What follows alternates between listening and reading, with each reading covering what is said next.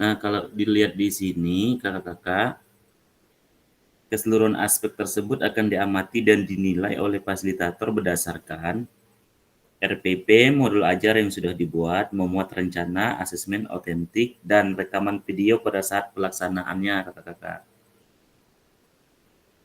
Videonya sama, Kak, 30 menit, Kak, videonya.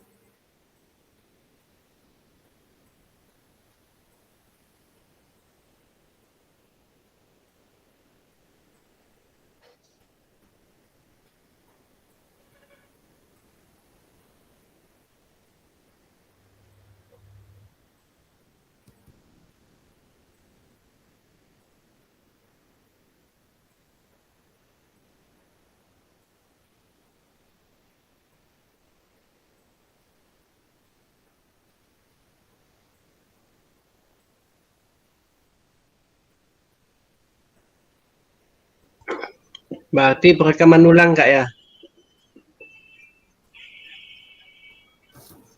Iya, Kak, sesuai dengan modul ajar, Kak. Sesuai dengan modul ajar Kakak yang dibuat nanti. Kalau yang video yang kemarin 30 menit itu kan itu hanya untuk penilaian kita aja, Kak, yang kita bahas di tatap muka waktu itu kan. Nah, sekarang Kakak juga mengkaitkan dengan di modul 1, modul 2. Nah, sehingga kan pembelajaran yang berpusat kepada peserta didik kan, Kakak, apakah di modul ajar kakak-kakak nanti itu atau penerapan pembelajaran sudah berdasarkan dari apa yang kita pelajari dan intinya berpusat kepada peserta didik, Kak. Nah, boleh kakak-kakak menggunakan ini rekaman kegiatan atau rekaman video itu berisi 1 kegiatan pembelajaran awal, kemudian 2 kegiatan pembelajaran inti, Kak, dan 3 kegiatan pembelajaran akhir, dan 4 refleksi.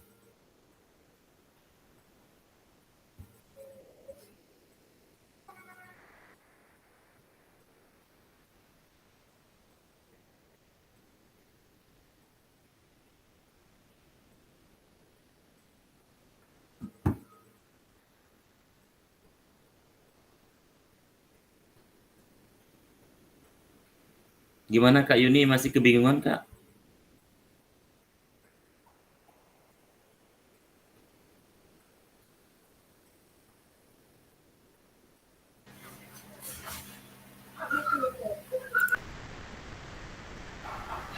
Kak Yuni? Ya, berarti ya perekaman ulang intinya, Kak, ya? Ya, 30 menit dia Kak, 30 menit itu kegiatan pembelajaran awal. Nah, di dalam videonya itu kan berisi kegiatan pembelajaran awal, kemudian yang kedua kegiatan pembelajaran inti. Nah, awalnya kan seperti apa kakak mempersiapkan siswanya seperti apa, memberi aba-abanya seperti apa gitu Kak. Ya. Kemudian kegiatan intinya lebih kepada apa misalnya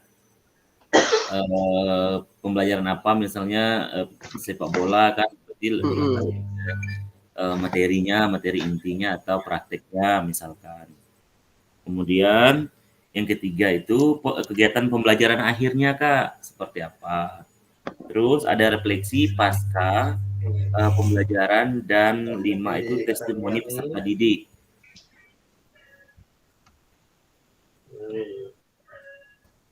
Saya kirim nanti di grup Kak. Yang di LMS tuh kan, Kak, ya? Iya Kak, iya di LMS. Aduh, udah saya kirim di grup sih. Ada 5 kan Kak? Ada 5 ya? Iya. Ada 5 testimoni peserta didik yang terakhir tuh kan, Kak, ya? Iya, betul betul. Nah, nanti kakak-kakak bisa merancangnya sesuai dengan modul ajarnya kan ya, ini kan 30 menit ya, disesuaikan aja Kak. Sabtu tuh masuk lah hari sekolahan. Emang gue teladan aja nih.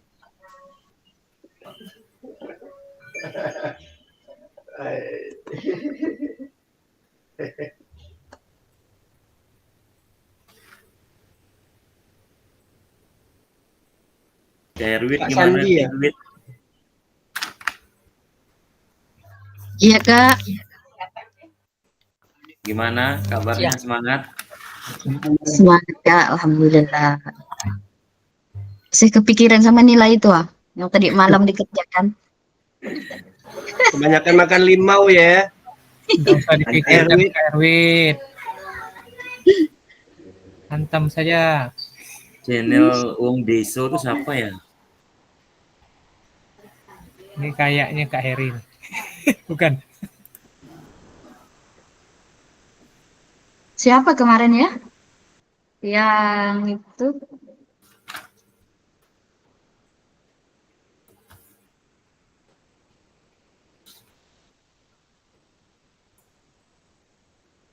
Kak Yuni itu Kak dapat nilai 100. Kak Yuni semangat tuh Kak Erwin.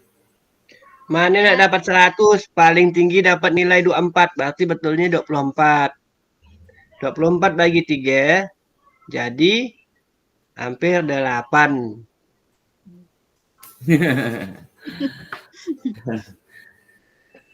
Kak Hasan lah paling tinggi.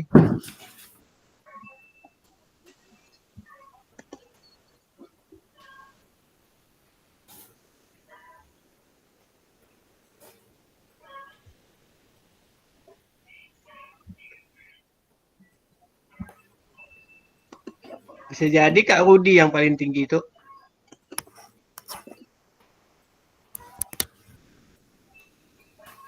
Penasaran ya Kak? Naik di atas gedung. Ngapain Kak Suhendro tuh? Pak U nih kemana nih? Ada tuh, tadi pakai helm. Jadi Satria Baja Hitam. Kendala jalan ini nih lagi penurunan.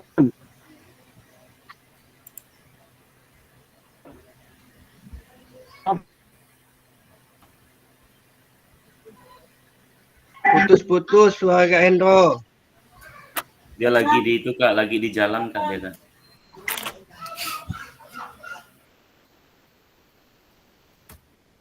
Kakak-kakak kita langsung mulai aja ya kakak-kakak ya. Ya Pak. Ingat waktu kita.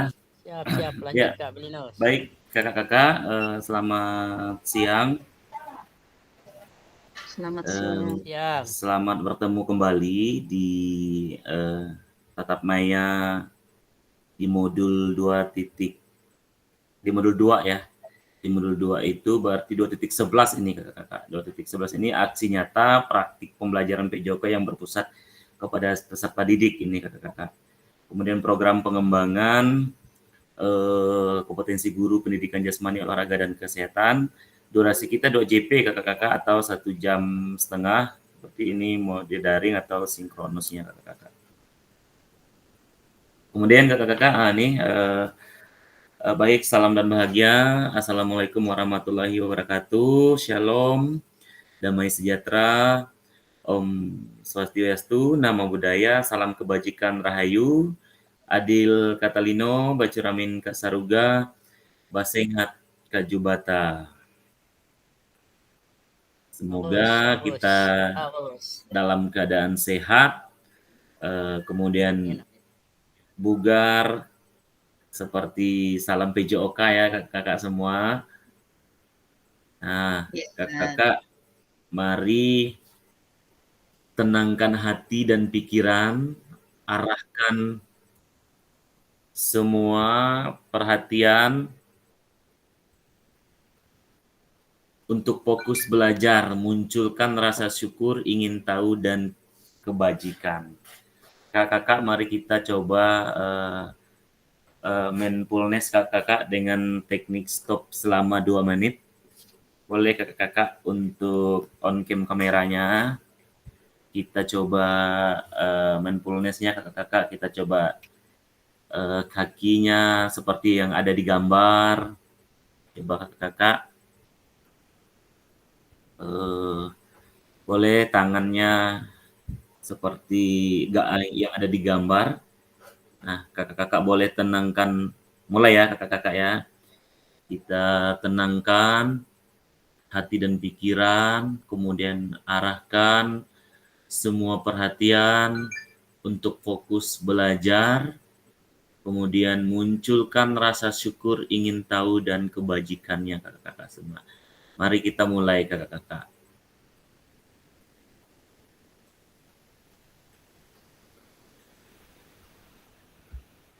Coba pejamkan matanya kakak-kakak, pejamkan matanya bagi yang on cam kamera. Boleh kakak-kakak on cam kameranya dulu.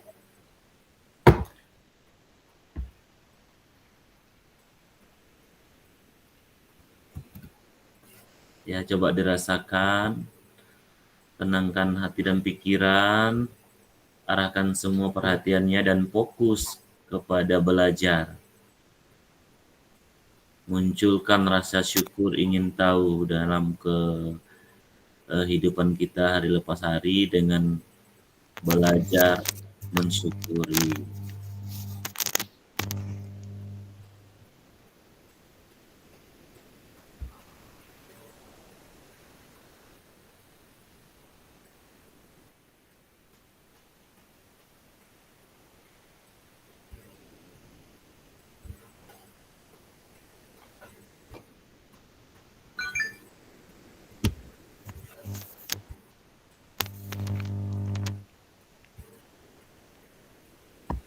Masih kakak-kakak?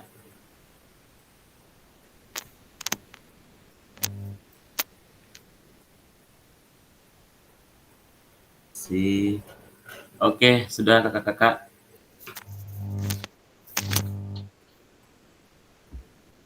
Oke, kakak-kakak sudah menenangkan diri ya. Kemudian mencoba untuk fokus kepada belajar, munculkan rasa ingin tahu dan kebajikannya kakak-kakak semua. Baik kakak-kakak, sebelum lebih lanjut, kita coba untuk berdoa dulu agar kegiatan kita hari ini, tatap maya kita hari ini tetap berjalan dengan baik, kemudian dapat kebermanfaatannya. Boleh Kak Erwit untuk memimpin doa Kak Erwit? Kak, baik. Sebelum kita mulai kegiatan kita pada hari ini, terlebih dahulu kita berdoa menurut agama dan keyakinannya masing-masing. Berdoa dimulai.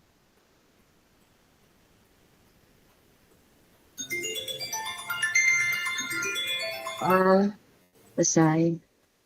Oke, terima kasih Kak Erwit. Semoga kita doakan bersama-sama itu bisa menjadi harapan kita, bekal untuk kebermanfaatan kita hari ini. Nah kakak-kakak, seperti biasa, kesepakatan bersama kita tetap komitmen atau komit dari apa yang kita telah lakukan. Di sini menyalakan kamera, mematikan mikrofon, hadir seutuhnya, menghargai waktu, memaksimalkan fitur, klik raise hand, kemudian adapun ganggu hal yang lain itu wajar ya kakak-kakak ya. Dan kesepakatan ini telah menjadi kesepakatan kita bersama dalam kita membersamai selama tatap maya ini berjalan 2 jam atau 2 JP kakak-kakak. Kakak-kakak, ini agenda kita pada hari ini. Kita lihat agenda kita sesi ini, refleksi koneksi antar materi 30 menit. Kemudian penjelasan tugas aksi nyata pengantar tugas, penjelasan teknis, refleksi keterampilan mengajar PJOK yang berpusat pada peserta didik, penilaian lini masa 20 menit. Nah, kemudian dialog diskusi dan tanya jawab kakak-kakak 7 menit dan keempat penutup ada 3 menit kakak-kakak. Nah, ini alurnya pada hari ini di pertemuan kita yang tatap maya yang ke ini ya kakak-kakak ya. Di modul 2 2.11 kakak-kakak. Nah, kakak-kakak yang pertama, coba kita melihat refleksi koneksi antar materi paket modul 1 dan paket modul 2 kakak-kakak. Nah, kakak-kakak coba kita lihat di sini sejauh apa pemahaman saya terkait keterampilan mengajar PJOK yang efektif. Nah, kakak-kakak boleh untuk memberikan tanggapan sejauh mana sih kakak-kakak pemahaman saya atau pemahaman kakak-kakak yang lain terkait keterampilan mengajar PJOK yang efektif. Boleh siapa yang mau menjawab di kolom chat, siapa yang mau raise hand. Coba kakak-kakak. Ya, Kak Hermawan. Ya, terima kasih Kak. Jadi berkaitan dengan sejauh apa pemahaman kami terhadap pengajaran PJOK yang efektif berkaitan dengan modul 1 dan modul 2 ini, karena menurut pemahaman kami Kak, bagaimana kita seorang guru dapat menempatkan siswa sebagai yang utama dalam proses pembelajaran, karena murid dan murid adalah hal utama dalam proses pembelajaran. Bagaimana kita bisa membuat suasana yang asik dan menyenangkan sehingga bakat dan minat peserta didik dapat kita kembangkan. Untuk itu perlulah kita memahami asesmen dalam pembelajaran PJOK, terutama di modul 2 ini yang berkaitan dengan asesmen, sehingga karakteristik peserta didik dapat kita analisis dari awal proses pembelajaran. Selanjutnya, setelah analisis pembelajaran, kita berharap kita dapat mengetahui kekurangan dan kelebihan masing-masing peserta didik, sehingga proses pembelajaran yang seperti apa yang akan kita sampaikan kepada peserta didik. Dan harapan kita adalah tujuan pembelajaran yang kita harapkan adalah tersapainya tujuan pembelajaran yang kita harapkan sesuai dengan kurikulum Merdeka Belajar seperti yang saat ini sedang kita jalani. Dan harapan kita di dalam pembelajaran efektif adalah berkembangnya bakat minat peserta didik Kak, baik dari segi proses, konten maupun produk, sehingga harapan kita sesuai dengan tujuan pembelajaran tadi dapat tercapai. Mungkin itu Kak menurut pemahaman kami Kak. Baik Kak, terima kasih Kak Hermawan. Ada lagi kakak-kakak?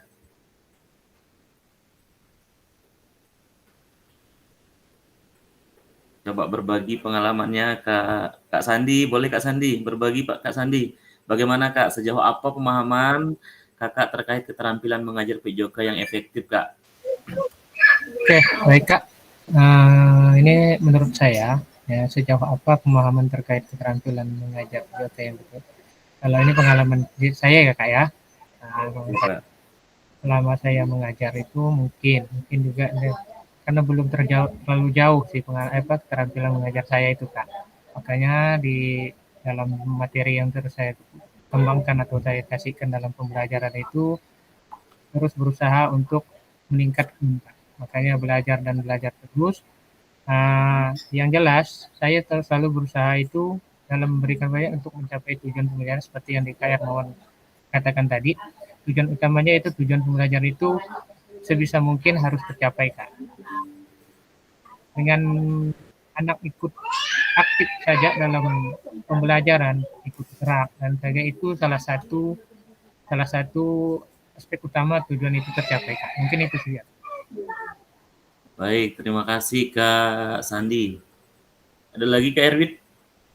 Boleh Kak Erwin untuk berbagi ya pengalamannya terkait sejauh mana pemahamannya Kak Erwin, keterampilan mengajar PJOK yang efektif itu menurut Kak Erwin itu seperti apa?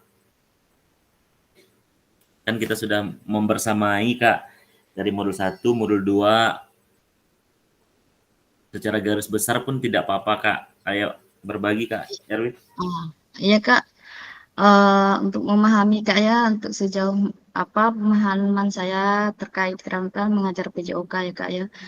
Tentang seberapa baik saya menguasai materi yang akan saya ajarkan dengan berbagai materi pembelajaran PJOK atau mengetahui berbagai metode Kak pengajaran yang efektif seperti pendekatan langsung, pembelajaran seperti berbasis proyek atau pendekatan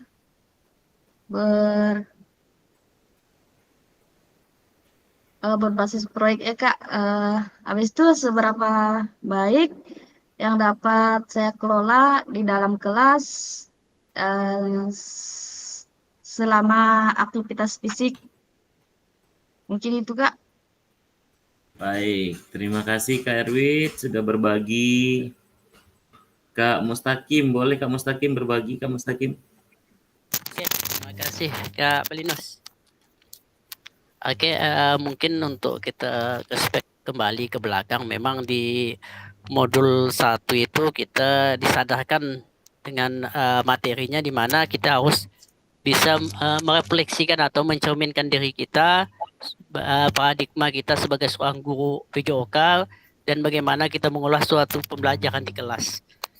Hal ini juga sangat membantu kita, di mana selama ini kita selalu mengajar itu menilai dari kekurangan, alat kurang lengkap, siswanya susah mau diatur, ataupun dengan kondisi lingkungan sekolah atau sekolah yang memang jauh dari kata lengkap fasilitas. Tapi di situ kita bisa sadar akan kekurangan itu menjadi suatu aset penting dalam kita melakukan suatu perubahan sekecil apapun itu.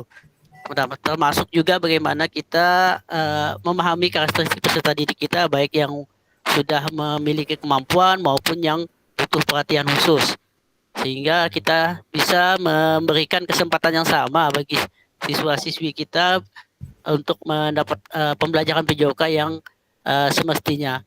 Sedangkan di modul 2 itu kan kita disadarkan atau ditempa kembali bagaimana cara mengajar kita atau kemampuan pedagogi kita saat melakukan pembelajaran, baik di yang selama ini kita lakukan apakah sudah betul atau tidak. Itu kita sangat tersentuh di bagaimana kita merencanakan suatu pembelajaran yang cocok untuk suatu materi pembelajaran PJOK. Mungkin selama ini memang kita selalu istilahnya secara tidak langsung kita mengolah pembelajaran PJOK itu maunya guru, bukannya maunya siswa. Jadi konsep kita selama ini kadang tertanam di kita itu harus capai tujuan pelajaran apa yang disusun oleh guru, bukan tujuan pembelajaran yang diinginkan oleh siswa. Dan sayangnya apalagi sekarang kan rata-rata istilahnya finish atau ujungnya suatu pembelajaran PJOK kan biasa rata-rata guru kita mindsetnya kan harus ada nilainya. Itu yang bahayanya di situ. Kadang karena berbasis nilai, jadi kadang kemampuan siswa ini kadang kita terlupakan mana-mana siswa yang memang memiliki kemampuan yang lebih maupun yang butuh perhatian lebih. Mungkin di situ Kak Belinus saya berbagi. Terima kasih. Baik, terima kasih Kak Mustaqim, luar biasa ya. Nah, kita coba lihat Kakak. Nah, apakah pemahaman saya terhadap keterampilan mengajar PJOK yang efektif sudah mendukung paradigma saya terhadap PJOK yang berpusat pada peserta didik? Nah, boleh nih kakak-kakak untuk berbagi lagi, atau Kak Hermawan mau menjawab dari apa yang sudah disampaikan tadi, apakah pemahaman tadi yang Kakak Hermawan sampaikan sudah mengajarkan PJOK yang efektif atau sudah mendukung dari paradigma yang ada pada pembelajaran PJOK ini, Kak? Ya, terima kasih Kak. Ya, seperti apa yang tadi saya sampaikan bahwa tujuan pembelajaran PJOK pada dasarnya adalah konsep awalnya kalau di kurikulum Merdeka kan kita murid adalah pusat pembelajaran, atau kita bagaimana membuat peserta didik itu dapat memahami atau menjalankan proses pembelajaran sesuai bakat minat mereka, Kak, terutama pembelajaran PJOK. Itulah tugas kita sebagai guru PJOK yang efektif, perlu namanya kita pemahaman awal atau asesmen awal. Kalau sesudah kita memahami kondisi peserta didik, karena apalagi di peserta didik baru itu kan kita punya latar belakang yang berbagai macam karakter, sehingga kita belum tahu potensi dan bakat minat, sehingga harapan kita dengan berpusat kepada peserta didik ini kita dapat mengklarifikasi atau membuat pembelajaran berdiferensiasi sesuai dengan bakat minat peserta didik, baik itu dari segi proses, produk, konten pembelajaran, sehingga harapan atau tujuan pembelajaran yang ingin kita capai dapat terlaksana sesuai dengan harapan yang kita inginkan. Terima kasih, Kak.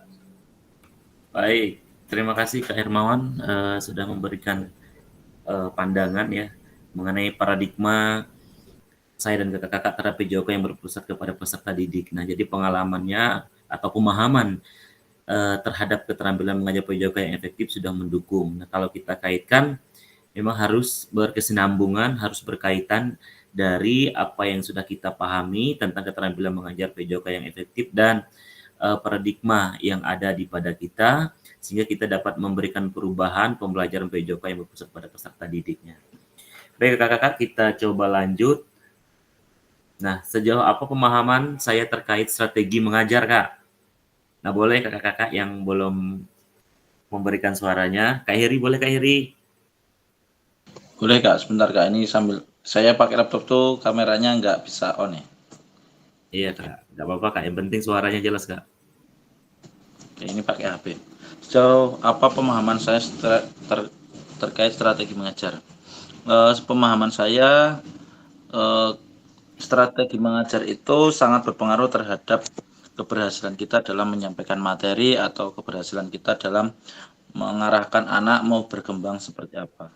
Ketika kita salah dalam pemilihan strategi mengajar, kita akan mempengaruhi hal-hal yang mungkin sangat sangat mengganggu tentang berlangsungnya kegiatan mengajar. Misalkan kalau kita salah memilih, mungkin dari efisien waktu, dari cara penyampaian, ataupun dari hasil akhirnya pasti akan tidak maksimal seperti itu. Jadi ketika kita akan mengajar, kita harus tahu siapa murid kita, peralatan apa yang kita gunakan, tujuannya apa. Kita harus tahu itu semua nanti akan berpengaruh terhadap pemilihan kita terhadap strategi mengajar. Mungkin itu saja Kak.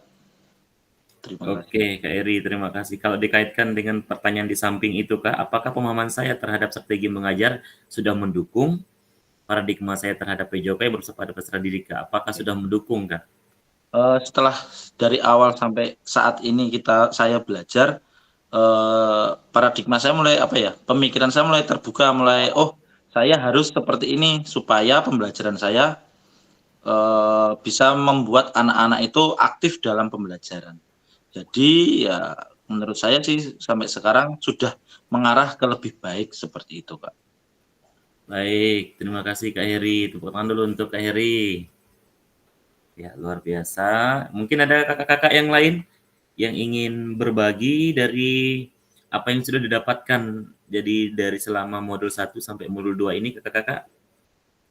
Ya, Kak Mustaqim, boleh Kak Mus. Ya, terima kasih Kak. Mungkin saya nambah sedikit tentang strategi mengajar Kak. Jadi memang sama pembahasan di modul 2.2 tentang strategi mengajar ini kita disadarkan lah bagaimana menyusun suatu perencanaan pembelajaran, menentukan metode pembelajaran yang sesuai atau yang efektif dengan peserta didik kita, terus pendekatan yang bagaimana untuk siswa-siswi yang pendekatan maksudnya yang cepat pemahaman ataupun yang agak lambat pemahamannya. Terus model yang disesuaikan dengan kebutuhan saat mengajar, terus gaya gurunya lagi, gaya mengajarnya nih.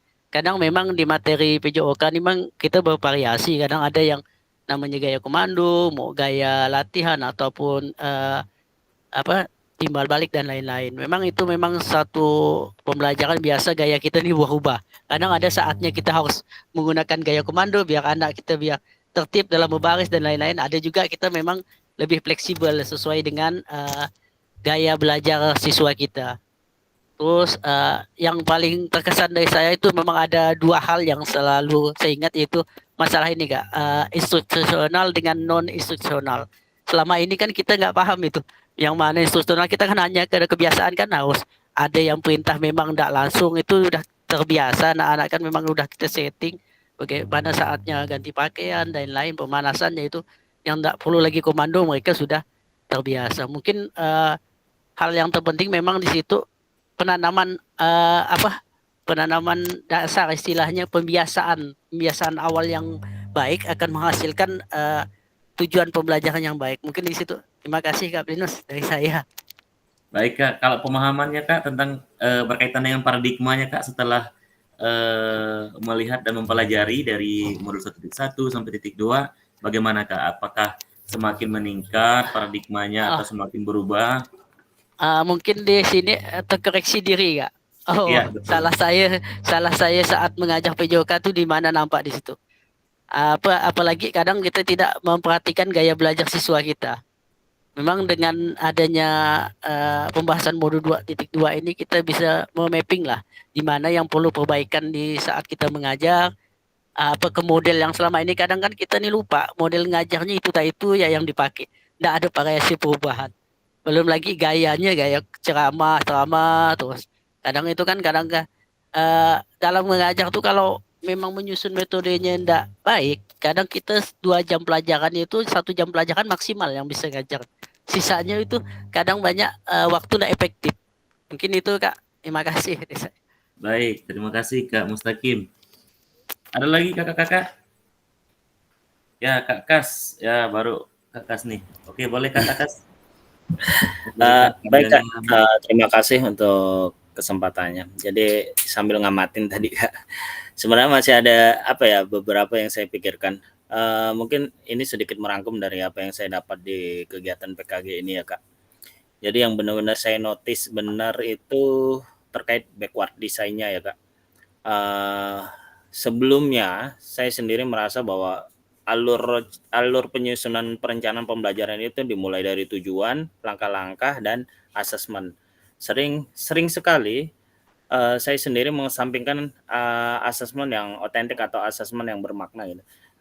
Yang penting anak dikasih tugas, tiba-tiba langsung tahu hasilnya seperti dijelaskan Kak Mustaqim. Basisnya adalah kepada nilai. Pemahamannya adalah anak mencapai sesuatu itu berdasarkan KKM atau KKTP. Tapi dari pemahaman backward design inilah yang saya menyadari, oh ternyata harus dimulai dulu dari tujuan dan asesmen dulu, baru nanti difasilitasi dengan langkah-langkah pembelajaran. Nah, itu menarik. Sama tadi yang disampaikan oleh Kak Mustaqim itu terkait dengan strategi mengajar berkaitan non-instruksional dan instruksional. Itu menarik juga bagi saya, Kak. Kenapa? Dari sini saya bisa merefleksikan diri bahwa saya menyadari bahwa selama ini pembelajaran saya kurang efektif karena tadi non instruksionalnya dan instruksionalnya tidak dimaksimalkan dengan baik. Akhirnya apa? Sering kali saya menemui peserta didik saya yang secara instruksi dasar itu kurang memahami, yang akhirnya lebih kepada teknik suara yang menggunakan otot, teriak-teriak lah, berulang-ulang lah, yang akhirnya ya gurunya lelah sendiri dan hasil pembelajarannya anak hanya ya bengong sendiri, terus nanti ada umpan balik dari anak, kok bapak marah-marah sih, kok bapak jadi galak sih, ya sering seperti itu yang saya terima. Jadi mudah-mudahan dengan pemahaman ini menguatkan paradigma saya terkait dengan pembelajaran yang efektif ya Kak, apalagi sudah digambarkan di sini bagaimana memberikan instruksi yang non instruksional, yang instruksional itu menarik sekali lah Kak. Itu dari saya Kak, terima kasih Kak. Oke, baik Kak Kas, terima kasih sudah berbagi ya dari pengalaman terkait dengan modul 1 dan 2 Kak. Semoga paradigma ini kita bisa menyatu, bisa bersama tentunya terkait dalam pembelajaran PJOK yang berpusat kepada peserta didik. Kakak-kakak yang lain boleh, Kak Rudi, bagaimana pendapatnya? Oke Herwit dulu Kak Rudi. Herwit sudah raisen, angkat tangan. Oke Kak Herwit, silakan Kak Herwit. Baik Kak, untuk secara kontekstual kan kita harus sesuai dengan karakteristik siswa, kondisi sekolah, dan lingkungan sekolah ya Kak.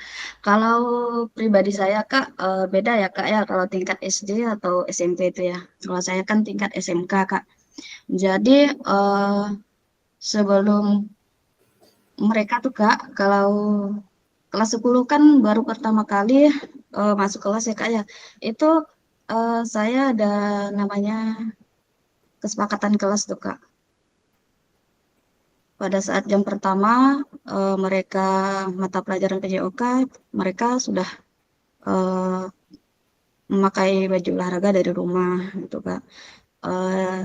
Di sekolah saya tuh Kak masuknya jam 6.45, habis itu Kak literasi membaca Al-Quran itu 15 menit, habis itu langsung saya kasih waktu Kak jam 7 lewat 10 itu kan mereka memakai sepatu, sepatunya kan dilepas kalau dalam kelas juga. Nah itu jam 6.10 mereka sudah berada di lapangan dan ketua kelasnya memandu anak-anak buahnya untuk berbaris jam 6 lewat jam 7 lewat 11 tuh Kak, mereka udah siap sebelum saya datang ke lapangan. Kelas-kelas lainnya gitu juga Kak. Kalau mereka terlambat 1 menit itu ada hukumannya sih enggak terlalu berat sih Kak. Boleh mengikuti mata pelajaran PJOK di lapangan, tapi dengan catatan mereka dikasih tugas. Ya gitu Kak pengalaman saya. Terima kasih Kak. Baik Kak, itu lebih ke strategi Kakak Kak ya, strategi Iya. dalam mengajar Kak ya. Kalau secara paradigma yang Kakak dapatkan bagaimana Kak Erwin? Ya, secara paradigma yang saya dapatkan setelah saya melakukan dengan memberi mereka pemahaman untuk bagaimana bisa tepat waktu pada saat pembelajaran PJOK itu sudah cukup baik Kak. Oke, baik, terima kasih. Boleh kakak-kakak yang lain? Saya coba mau dengar suaranya. Kak Yuni ada, Kak Yuni? Atau terlempar tadi Kak Yuni?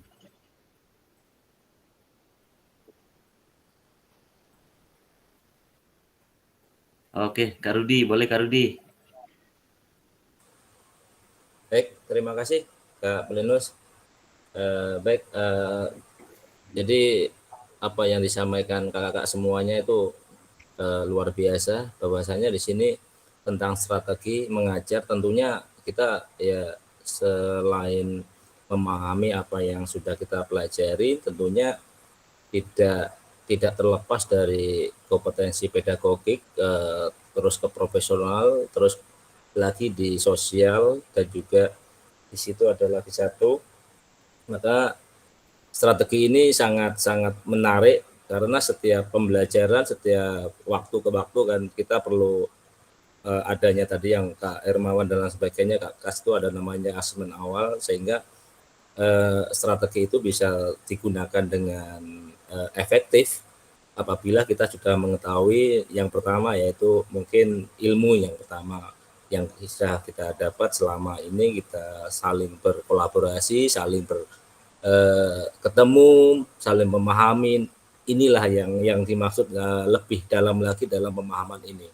Terus untuk materi yang mungkin yang selama ini kita programkan ini ya luar biasa, kita ya dibilang efektif tidak efektif karena juga masih tahap belajar. Untuk tahap kita keberhasilannya mungkin ya setelah program PKG ini bisa terlaksana dengan baik, karena mungkin ini kalau kita lihat masih belum efektif karena banyak kegiatan yang selama ini kita juga sebagai guru ada tugas utama dan ada yang lainnya, sehingga kalau kita lihat ilmunya sudah dapat, tinggal eksekusi di lapangan. Dan kemudian dan untuk teman-teman yang lainnya juga mungkin akan berimbas ke teman-teman yang lain. Mungkin itu jika tentang strategi ini sangat penting sekali untuk proses pembelajaran yang lebih efektif sesuai tujuan pembelajaran, tentang metode-metode dan lain sebagainya, model-model juga sama. Baik, itu aja Kak untuk merangkum dari teman-teman yang lainnya nih, teman-teman yang luar biasa dan hebat-hebat semuanya, dan kami juga bersyukur bisa di kolaborasi ini, tidak termasuk orang-orang yang dianggap hebat semua lah ya. Tinggal kita menyikapi aja Kak Linus dan teman-teman yang lainnya. Terima kasih Pak Linus untuk waktunya. Baik, terima kasih Kak Rudi. Luar biasa sekali pemahamannya hingga dapat menarik kesimpulan ya seperti apa strategi mengajar. Kalau kita kaitkan dengan strategi mengajar yang telah selama ini kita lakukan di pembelajaran atau di kelas-kelas kita, ya banyak ilmu yang kita dapatkan di modul 1, modul 2, kemudian perubahan paradigma, strategi mengajar. Nah, ini kembali kepada diri kita masing-masing. Kakak, kita coba akan lanjut. Nah, ini kakak-kakak, ada lagi sejauh apa pemahaman saya terkait model pendidikan gerak, kakak-kakak. Nah, kakak-kakak yang lain yang belum mengeluarkan pendapat, Boleh Kak?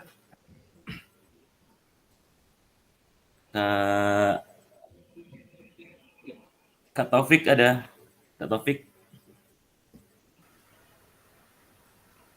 Ya, ada Kak. Ya Kak, boleh Kak untuk berbagi Kak dari pertanyaan yang ada di slide kita Kak? Baik Kak, mungkin kalau menurut saya apa tadi pertanyaan? Sejauh apa pemahaman saya terkait model pendidikan gerak? Menurut pemahaman saya itu apa ya? Model pendidikan gerak itu bisa berupa strategi Kak mungkin dan teknik pembelajaran dan PJOK termasuk apa ya? Pembelajaran seperti berbasis apa ya? Masalah, penggunaan media dan teknologi modern. Serta pendekatan kepada peserta didik. Contohnya misalkan menggunakan keterampilan motorik dasar atau aktivitas fisik dan olahraga Kak. Mungkin itu Kak. Oke Kak, terkait dengan paradigmanya Kak, sejauh ini bagaimana Kak? Apakah pemahaman terhadap model pendidikan gerak sudah mendukung menurut paradigmanya? Ya, menurut paradigmanya ke saya sendiri Kak ya, selama ini saya terkait model pendidikan gerak ini sudah mendukung Kak. Banyak perubahan yang saya dapat dari modul-modul sebelumnya yang telah dipelajari. Contohnya ya seperti tadi strategi dalam belajar, karena apa? Kalau anak SD ini kan Kak kadang-kadang apa ya? Yang paling ditunggu itu memang pelajaran PJOK. Paling ditunggu-tunggu kalau anak SD ini pelajaran PJOK yang paling disuka. Jadi terkadang saya hanya memberikan komando, saya itu kegiatan inti selesai, itu murid sudah senang. Tapi sekarang setelah saya banyak belajar dari sini, banyak yang saya apa ya, strategi yang saya terapkan lah pada peserta didik Kak. Mungkin itu Kak. Baik, terima kasih Kak Muhammad Taufik. Kakak-kakak yang lain yang belum memberikan pendapatnya terkait dengan ini, sejauh apa pemahaman kakak-kakak terkait model pendidikan gerak? Ya, Kak Anas, boleh Kak Anas? Baik, terima kasih Kak. Jadi pemahaman saya terkait dengan model pendidikan gerak setelah saya mempelajari modul, ini khususnya di modul 2.3 Kak ya. Jadi apa ya, untuk SD itu kan itu adalah kita membangun fondasi ya, masa kita untuk membangun fondasi, apalagi untuk anak kelas 1 SD, di mana mereka itu kan baru keluar dari lingkungan rumah, dari lingkungan nyaman, lalu mereka masuk ke lingkungan luar yang baru pertama kali mereka hadapi. Dan dalam seminggu ini saya menghadapi siswa kelas 1, memang saya lebih banyak bergeraknya itu perlu strategi bagaimana supaya mereka bisa ikut terlibat dalam pembelajaran, kemudian bisa jauh dari mamanya. Nih dalam seminggu ini mereka belum jauh itu dari mamanya masih di dekat pintu. Jadi saya perlu strategi bagaimana supaya mereka bisa nyaman untuk mengikuti pembelajaran, kemudian bisa jauh dari orang tuanya, dan mereka bisa nyaman bersama dengan saya. Jadi dalam seminggu dan seminggu ke depan juga itu kan untuk SD masih MPLS ya. Jadi saya menggunakan strategi-strategi untuk menarik perhatian mereka sehingga mereka besoknya mau ke sekolah lagi gitu. Jadi saya perlu modal untuk menarik perhatian mereka melalui gerak-gerak dan lagu, kemudian modal saya itu gitar. Jadi di pagi hari itu bernyanyi bersama dengan mereka menggunakan gitar lagu-lagu anak-anak. Dan sejauh ini dalam seminggu ini saya merasa bahwa mereka untuk kedepannya bisa, untuk saya optimis mereka bisa untuk mengikuti pembelajaran yang lebih lagi. Untuk paradigma, setelah mengikuti ini tentu paradigma saya berubah. Jadi model pendidikan gerak untuk anak SD itu mesti bervariasi begitu, tidak monoton, dan sebagai guru kita mesti memperkaya diri dengan mencari sumber-sumber sumber-sumber lain selain dari modul-modul yang ada yang diterbitkan. Jadi kreativitas dan inovasi kita sangat diperlukan sebagai seorang guru, apalagi untuk kelas 1 SD. Demikian Kak, makasih. Baik, terima kasih Kak Anas. Ya, apalagi di SD ya Kak Anas ya, memang perlu berinovasi tentang terkait dengan model pendidikan gerak Kak ya, sehingga bisa menarik perhatian, menarik minat dari anak-anak itu Kak ya. Oke, terima kasih Kak Anas. Kak Andi, boleh Kak Andi? Ya, Kak, terima kasih atas kesempatannya Kak. Kalau menurut saya, sejauh apa pemahaman saya tentang model pendidikan gerak, sebenarnya tanpa kita sadari apa yang kita dapat pada modul ini, yaitu model pendidikan gerak ini sudah kita pahami sama-sama, terutama kita guru PJOK. Karena otomatis kita itu bersinggungan dengan yang namanya gerakan kan, kalau guru PJOK, kecuali guru-guru yang ada di dalam kelas. Namun di modul inilah saya baru mendapatkan kalau sebenarnya ada tahapan loh untuk beberapa gerakan yang mungkin kita selama ini mengajar. Kalau saya sama-sama Kak Anas tadi untuk tingkat SD, selama ini mungkin untuk anak SD itu kita lebih fokus ke gerak dasarnya doang. Tapi mungkin di beberapa kesempatan saya sudah melakukan ke teknik gitu. Misalnya kayak bermain sepak bola, kita cuma passing, kemudian dribbling. Tapi di pengajaran yang sesungguhnya saya sudah ngajarin teknik-teknik yang mungkin untuk anak-anak itu bukan tingkatan mereka. Jadi itulah pentingnya modul pendidikan gerak ini kita pelajari. Soal apakah udah mendukung paradigma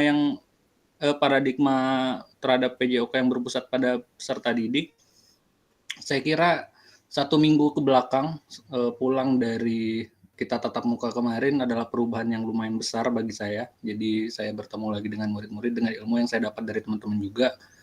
Salah satunya adalah model pendidikan gerak ini. Jadi kalau ditanya apakah ada yang berubah dari dari cara mengajar saya sebelumnya, sebelum PKG ini dimulai, bahkan sampai sini setiap hari, setiap minggu bahkan saya bisa bilang ada perubahan yang lumayan signifikan. Saya harap sampai selesai PKG PJOK ini saya bisa jadi guru yang benar-benar mengajar PJOK secara seutuhnya. Karena saya pribadi menganggap diri saya belum begitu jadi sempurna sebagai seorang guru. Mungkin kalau di kelas ini saya bisa jadikan Kak Kas sebagai role model saya ya. Ada banyak sekali hal yang bisa saya pelajari dari beliau. Terima kasih Kak. Baik, terima kasih Kak Andi sudah berbagi ya dari apa yang dirasakan, dari apa yang sudah menjadi pengalamannya terkait dengan model pendidikan gerak ini. Ya, kalau berbicara terkait dengan program PKG PJOK ini, memang saya juga merasa ini kakak-kakak semua belum layak, ya, karena setelah mengikuti kegiatan ini banyak pemahaman atau banyak perubahan paradigma, sehingga bisa lebih meningkatkan lagi dalam memberikan pembelajaran terkait dengan materi-materi tentang pendidikan gerak, kemudian tentang keaktifan kita mengajar, dan intinya semua adalah keberpihakan kepada peserta didik, sehingga kita sebagai guru itu bagaimana untuk dapat memberikan pembelajaran yang bermakna, sehingga melalui gerak-gerak itu siswa kita sudah merasa senang kakak-kakak, melalui strategi tadi, bermacam-macam strategi, sehingga siswa pun merasa betah dan merasa bermakna setiap melakukan gerakan-gerakan itu. Apalagi tujuan tadi kita adalah yang berpusat kepada peserta didik. Terima kasih kakak-kakak semua sudah berbagi. Kita lanjut. Nah, ini kakak-kakak, sejauh apa pemahaman saya terkait model pendidikan gerak?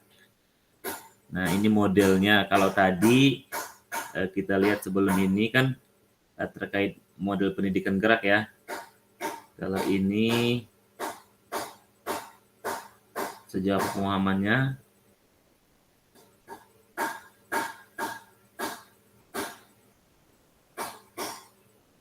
ini udah kakak-kakak tadi ya. Kebugaran belum, Kak. Kebugaran belum. Kebugaran belum, Kak. Oh ya, ini Yunus. kebugaran. Oke kakak-kakak, coba kakak-kakak yang belum berbagi pengalamannya, Kak Monika, ada Kak Monika ya? Kak Ada, Moni? Kak. Oh ya, siap. Ayo Kak, berbagi Kak dari pertanyaan yang ada dikaitkan dengan apa yang sudah didapatkan Kak. Oke, terima kasih atas kesempatannya Kak Fasilitator. Sejauh apa pemahaman saya terkait model pendidikan kebugaran? Banyak sekali ya setelah mengikuti jalur luring kemarin bersama kakak-kakak hebat, luar biasa, dengan berbagai pengalaman yang luar biasa, itu sangat membuka pemahaman saya, terutama dalam kebugaran nih Kak. Ternyata dari tingkat SD itu sudah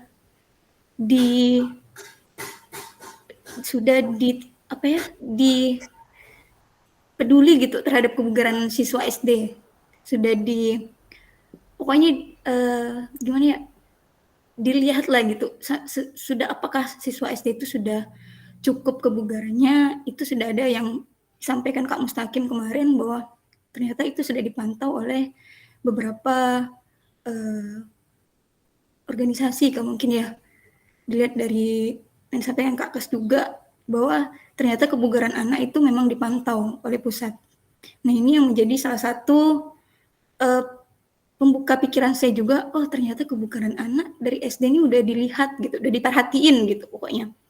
Teman yang kedua, saya juga belajar bagaimana cara menghitung kebugaran yang ideal dari yang telah saya lakukan kemarin, dari tingkat yang sederhana, lari di tempat, kemudian jumping gitu, kemudian sampai diri duduk, itu kan sangat menguras energi ya dan mengalami beberapa peningkatan. Itu ternyata ada tahapan untuk melihat kebugaran kita sampai sejauh mana. Dan terkait di samping paradigma terhadap berpendidikan yang berpusat pada murid, ternyata itu bisa diterapkan oleh siswa.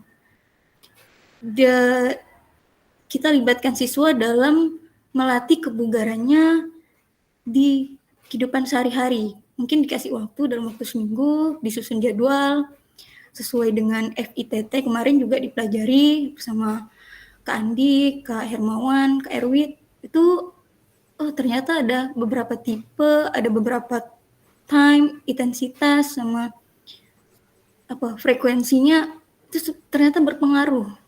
Itu kan mempengaruhi terhadap tingkat kebugaran seseorang. Ini itu sangat luar biasa sih pengalaman yang dapat saya ambil dari kakak-kakak hebat ini, pengalamannya luar biasa juga, dan itu yang menjadi dasar ketika nanti saya mengajar, saya mulai lihat nih tingkat kebugarannya anak-anak didik saya seperti apa, apakah baik atau kurang baik. Nah itu kan akan menjadi penentu nanti untuk ke depan dia kan, untuk kebugaran ini kan hasilnya kan nanti ketika mereka dewasa, apakah mereka sudah siap, karena mereka akan menghadapi tantangan yang lebih hebat kan, terutama dalam pendidikan PJOK, atau mereka dalam mempunyai bakat namun kebugarannya kurang stabil, itu juga mempengaruhi. Jadi penting bagi saya sebagai seorang guru SD dari awal mengetahui kebugaran dari siswa saya sendiri. Mungkin hanya itu Kak pengetahuan saya mengenai paradigma. Saya rasa itu sudah sangat berpusat pada siswa ya, karena emang dari siswa kita udah latih bagaimana menghitung kebugaran masing-masing, itu sudah diajarkan dari mereka sendiri, mereka sudah diajarkan juga bagaimana cara menghitung, melatih di rumah dengan waktu yang intensitas yang sesuai. Inilah kan tidak mesti harus kuat gitu kan, dari awal yang sederhana dulu menjadi lebih kompleks, kemudian dari overload seperti itu. Mungkin hanya itu Kak. Terima kasih. Baik Kak Erwit, Kak Monika, terima kasih Kak Monika telah berbagi dari pengalamannya. Ya memang menurut Kak Monika tadi pendidikan kebugaran itu memang harus ditekankan sejak dini ya, sejak dari SD ya. Karena kalau kita melihat dari apa yang telah kita pelajari untuk meningkatkan kebugaran jasmani itu kalau di sekolah saja tidak cukup kakak-kakak, tidak hanya di materi PJOK. Nah, di materi-materi atau di pembelajaran lain pun juga sebenarnya bisa kita sisipkan atau kita menekankan kepada peserta didik kita untuk melakukan latihan-latihan yang sudah kita pelajari kemarin selama tatap muka itu kakak. Ada langkah-langkah latihan yang sedang, ringan, dan berat seperti itu. Baik kakak-kakak, masih ada yang lain kakak? Ya Kak Kas, boleh Kak Kas? Izin Kak Hermawan, saya duluan. Oh iya, ada kelanjut ya. Ini menyambung apa yang disampaikan Kak Monica. Betul Kak. Jadi ya ini dari modul ini saya juga seperti disadarkan atau reminder lah buat saya bahwa sepertinya saya cukup lalai dalam memahami kebugaran peserta didik. Awalnya saya menyadari bahwa yang penting anak bergerak saja ya kebugarannya udah terfasilitasi. Ya kurang apa sih anak didik kita ya? Lari aja mereka pasti bugar. Saya menyadarinya seperti itu. Tapi pas kemarin mendapat kesempatan dari Kemenpora untuk menjadi tester di TKPN dan antropometri, saya baru menyadari hanya untuk mendapatkan tingkat kebugaran yang ideal itu kok susah banget gitu Pak. Dari 70 anak yang saya daftarkan hanya 1 yang tembus. Dan itu yang bikin mirisnya lagi itu satu-satunya anak yang mewakili Kota Pontianak. Ya, saya juga kurang data juga terkait dengan daerah lain. Dan menurut saya itu yang sangat-sangat miris. Padahal di sini saya disadarkan bahwa ternyata kita bisa juga membangun peluang kepada peserta didik kita untuk mendapatkan sesuatu yang mungkin berharga bagi mereka. Ya, setidaknya dari awal kita sudah mengenalkan kebugaran jasmani, pentingnya tingkat kebugaran, atau ilustrasinya seperti ini. Kadang saya sendiri kesel dengan performa timnas Indonesia ya, sepak bola gitu. Kok fisiknya lemah banget gitu.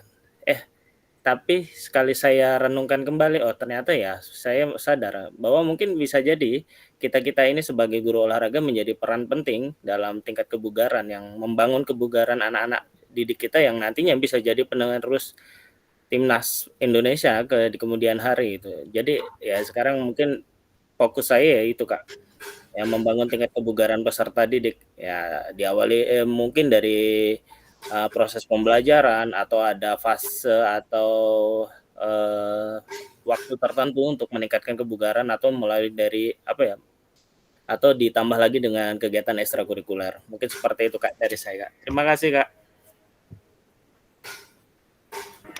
Oke. Terima kasih Kak Kas sudah memberikan pemahaman yang luar biasa. Kak Hermawan, boleh? Ya, sedikit menambahkan Kak.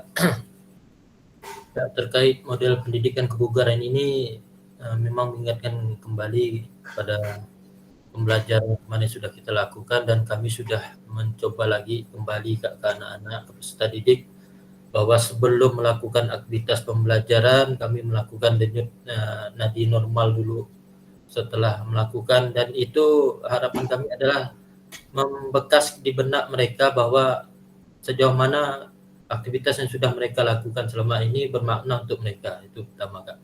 Dan dengan model pendidikan kebugaran ini kita guru PJOK bukan hanya sekedar fisik saja Kak, tapi bagaimana meningkatkan kebugaran jasmani peserta didik. Apa yang disampaikan oleh Kak Kas dan kawan-kawan tadi memang benar sekali. Selama ini kita hanya orientasinya aktivitas fisik tanpa memandang tingkat kebugaran peserta didik kita. Sehingga harapan kita ke depan Kak, menurut kami bagaimana kita ini guru olahraga menjadi role model bagi peserta didik untuk menjaga kebugaran aktivitas fisik itu pertama. Dan kedua, kita harus pahami kaidah-kaidah keilmuan yang sudah kita pelajari kemarin untuk meningkatkan kebugaran, sehingga materi-materi esensial apa saja yang sangat spesifik untuk meningkatkan kebugaran yang berhubungan dengan materi yang kita sampaikan kepada peserta didik, sehingga mereka tidak hanya mendapatkan materi fisik saja, tapi materi untuk peningkatan kebugaran di cabang olahraga tertentu yang kita ajarkan. Dan harapan kita adalah bagaimana peserta didik kita paham dan mengerti bahwa pentingnya kebugaran jasmani itu untuk menopang kehidupan mereka di kemudian hari. Bukan untuk saat ini, bukan untuk hari ini, tapi untuk di kemudian hari, sehingga sampai usia mereka sehat walafiat dan bisa menopang kehidupan mereka, Kak. Terima kasih. Wassalamualaikum warahmatullahi wabarakatuh. Baik, terima kasih Kak Hermawan, luar biasa sekali ya bagaimana kita mempersiapkan kebugaran jasmani itu untuk di masa yang akan datang. Baik, Kak Mustaqim, boleh Kak Mustaqim semakin Oke, sedikit aja Kak. Ya. Mungkin memang materi tes kebugaran ini memang sangat esensial dan sangat berpengaruh tentang pertumbuhan peserta didik kita. Mungkin saya hanya nambah sedikit aja Kak. Mohon dengan sebesar hati rekan-rekan kalau melakukan tes kebugaran itu disesuaikan dengan tingkat kebutuhan peserta didiknya, termasuk fase A, B, C untuk SD dan fase D untuk SMP dan fase E untuk SMA. Jadi jangan sampai salah kita. Memang kemarin kita prakteknya itu yang kita lakukan tuh Kak. Memang kan itu kan timernya itu kan beda dengan anak SD. Jangan langsung ditlop, langsung dipraktekkan boleh gitu. Nanti anak SD tumbang semua. Silakan kawan-kawan, mungkin udah saya berbagi share di grup. Itu ada panduannya di situ, silakan dibuka. Kebetulan itu bawa launching di 2024. TKSI khusus untuk kurikulum Merdeka itu memang dari Kementerian Pendidikan. Itu memang sesuai dengan panduannya sudah lengkap di situ. Anak kelas 1 SD itu tes kebugarannya apa itu lengkap dengan gambarnya. Silakan nanti bisa diadopsi Kak Monica. Karena di tes kebugaran ini ada namanya prinsip regulasi. Itu harus kita perhatikan, khususkan untuk anak SD itu apa gerakannya dan waktunya. Jangan sampai salah nanti orang dewasa lalu contohkan ke SD nanti ada apa tidak sesuai harapan nanti hasilnya. Terima kasih Kak Pelinus. Mungkin itu aja tambahan dari saya. Terima kasih Kak. Ya, luar biasa sekali. Kita akan melanjutkan ke slide berikutnya kakak-kakak. Terima kasih untuk sudah berbagi dari pengalamannya terkait dengan pendidikan kebugaran ya, model pendidikan kebugarannya. Nah ini kakak-kakak, sejauh apa pemahaman saya terkait sport education model? Nah ini Kak Sauki ada ya Kak Sauki? Ya ada Kak. Iya boleh Kak, berbagi Kak. Ya. Terima kasih Kak Pelinus, izin kakak-kakak semua. Ya, pemahaman terkait dengan sport education model ini, ya kemarin kita telah membahas modul dan sekaligus mempraktekkan bagaimana memanage tentang sport education model ini. Walaupun saya tidak ikut kemarin, namun saya mengikuti di grup. Nah, ini merupakan pembelajaran bagi kita selaku guru PJOK di sekolah, pengenalan tentang sport education model. Ini merupakan pengenalan yang baru bagi saya pribadi ya Kak Pelinus tentang hal ini, yaitu tentang bagaimana mengenalkan kepada peserta didik kita tentang yang namanya kompetisi pertandingan. Sebenarnya anak-anak itu punya peluang untuk melaksanakan hal tersebut berkaitan dengan SEM ini. Ya mungkin kita fungsikan di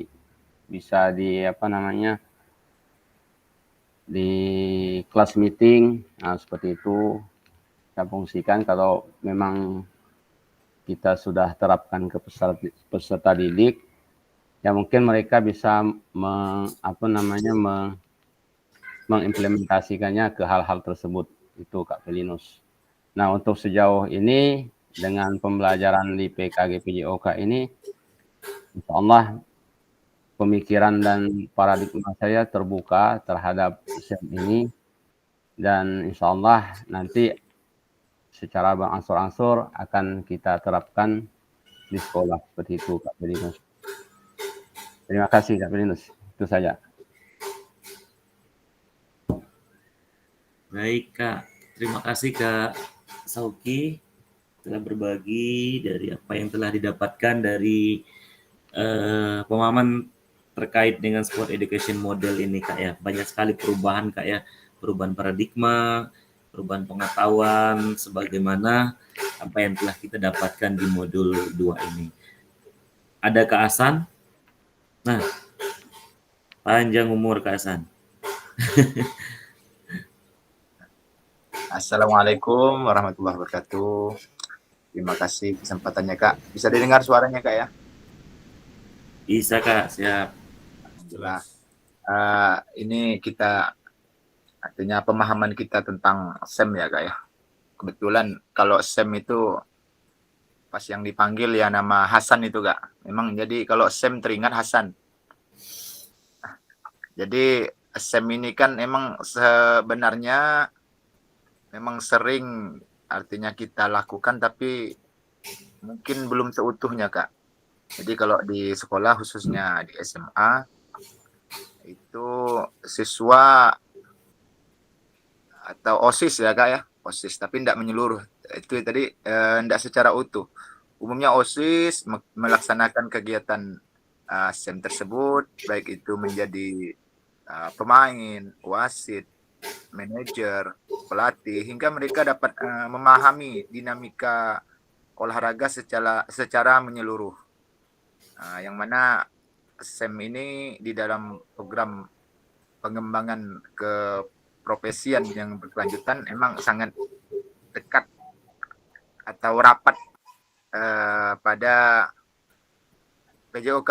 Jadi sebuah pendekatan pembelajaran yang bertujuan untuk memberikan pengalaman olahraga yang komprehensif bagi siswa. Model ini memberikan unsur-unsur kompetisi, pembelajaran kooperatif, tanggung jawab. Individu dalam kegiatan olahraga dilakukan dalam jangka waktu tertentu, mirip suasana kompetensi sebenarnya. Untuk terkait secara dia apa ini Kak, maksudnya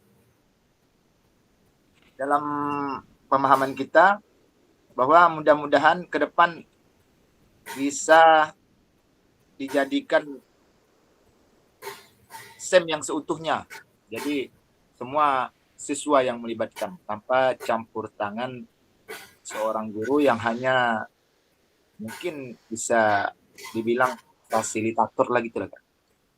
Itu dari saya, kurang lebihnya mohon maaf kalau ada salah yang murni dari saya pribadi Kak. Terima kasih. Baik, terima kasih Kak Hasan sudah berbagi dari pengalamannya dari sport education ini. Memang memberikan pengalaman kepada siswa untuk terlibat aktif atau terlibat dalam melakukan setiap aktivitasnya dalam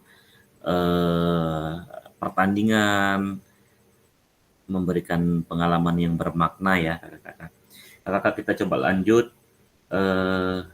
Ada lagi.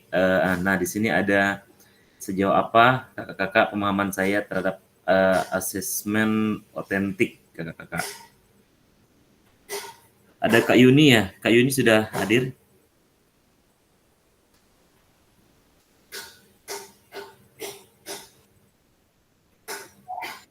Ya, boleh Kak Yeri. Salah pencet. Oke. Oh. Enggak apa Pak, enggak apa. Oke. Habis Kak Yeri, Kak Yuni ya. Kak Yuni udah muncul. Oke. Terkait asesmen otentik kalau menurut saya ibaratnya kalau dulu saya hanya melaksanakan pembelajaran ambil nilai tanpa harus mempertimbangkan hal-hal yang mempengaruhi tentang keberhasilan anak dalam melakukan pembelajaran. Setelah mendapat materi ini terkait penilaian otentik ini, pemahaman saya semakin bertambah, terutama ketika kita pengambilan nilai, kita tidak bisa hanya sekedar anak ini terampil menggiring bola ataupun memukul bola, tetapi harus dipadu-padankan dengan faktor-faktor eksternal. Selain itu, dalam kita membuat nilai atau mendapatkan nilai ini, kita harus sesuai kenyataan. Kadang ya pengalaman pribadi dulu ketika kita membuat nilai itu patokannya hanya tanpa kita melihat, patokannya hanya oh anak ini bisa, anak ini tidak, tanpa melihat terkait apa namanya kemarin tuh penggolongan ataupun karakteristik siswa atau karakteristik nilai-nilai yang harus didapatkan. Dari pembelajaran kemarin, intinya saya semakin tercerahkan, semakin kok saya seperti ini sih, saya berarti harus lebih baik lagi. Mungkin itu saja, Kak. Terima kasih. Oke, baik Kak Eri, terima kasih sudah memberikan pemahamannya. Kak Yuni, boleh berbagi Kak Yuni? Baiklah Kak, kakak-kakak semua yang hebat. Di sini saya mungkin tidak terlalu memahami benar, karena saya barulah dalam kategori untuk mengajar tuh Kak. Menurut saya, asesmen otentik itu adalah untuk membuat penilaian atau rangkaian penilaian Kak, di mana di situ ada rubrik penilaiannya Kak.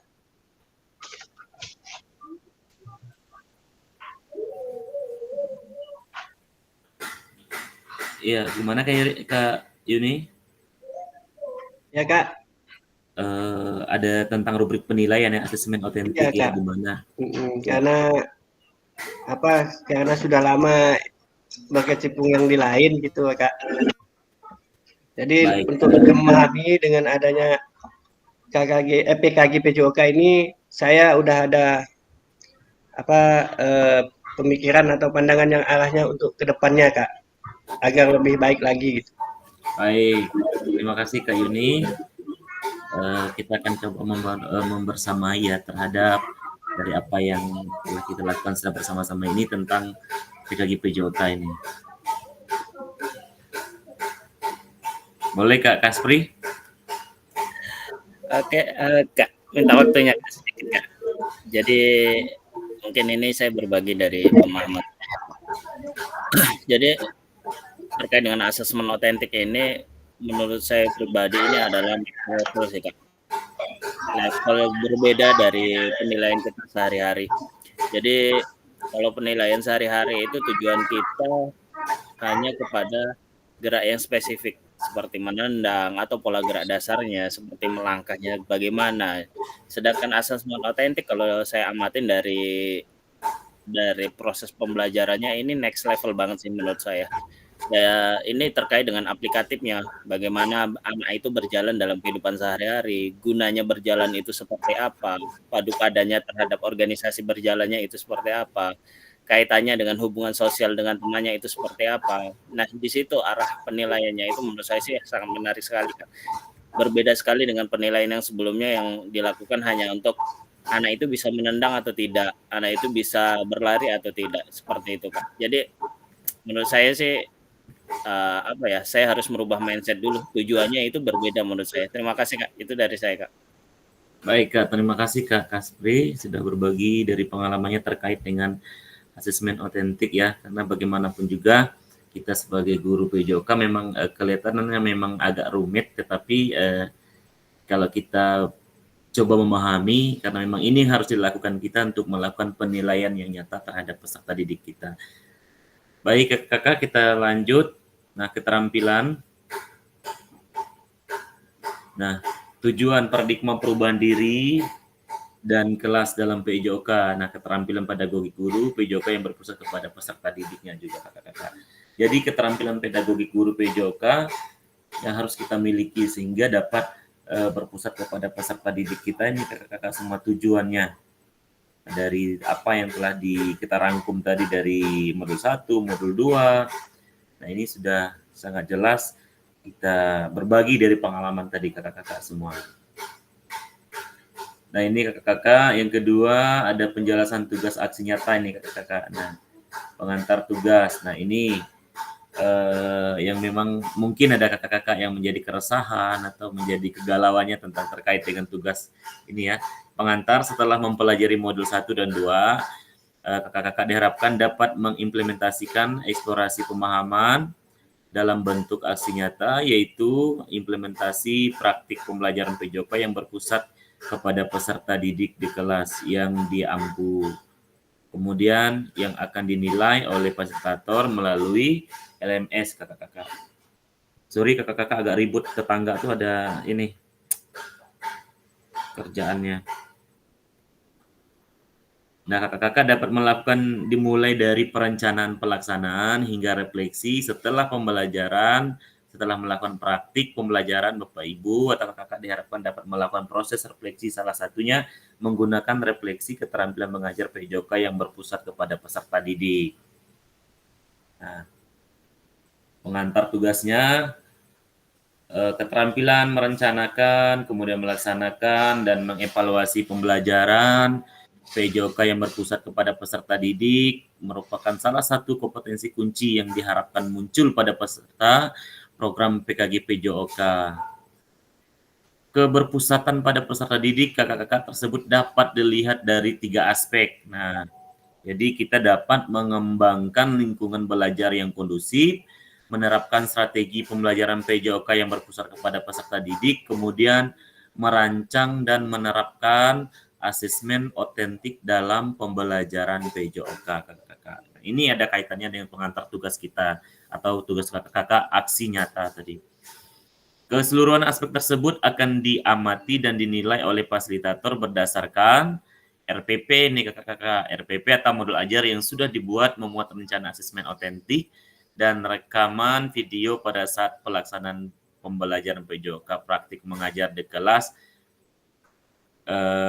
kakak masing-masing ini. Nah, ini rekaman video berisi 1 kegiatan pembelajaran awal, 2 kegiatan pembelajaran inti maksimal 30 menit dan tanpa diedit kakak. Nah, kegiatan pembelajaran akhir 4 refleksi pasca pembelajaran dan yang kelima testimoni peserta didik. Nah, ini kakak-kakak dalam menilai aksi nyata ini fasilitator perlu memastikan kesesuaian antara perencanaan pembelajaran RPP, modul ajar, dan video yang diunggah. Jadi keterkaitan semua kakak-kakak dari modul ajar, kemudian mengkaitkannya dengan video yang sudah kakak-kakak buat. Tanpa editan ya kakak-kakak, sehingga dapat tidak apa-apa kita jujur dengan apa yang telah kita lakukan ini kakak-kakak dari video-video yang ada.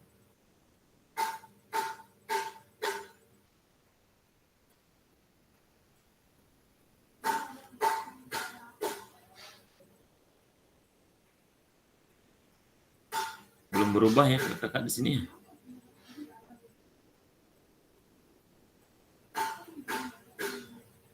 Sudah Kak, sudah berubah. Ini masih pengantar tugas kan Kak? Tadi Ya, sudah berubah Kak. Tadi sudah berubah Kak. Ini Kak? Ya, B. Penjelasan teknis aksi nyata. Oh iya, tapi di laptop saya yang satu tidak ada perubahan. Nah, kita lanjut ya kakak-kakak.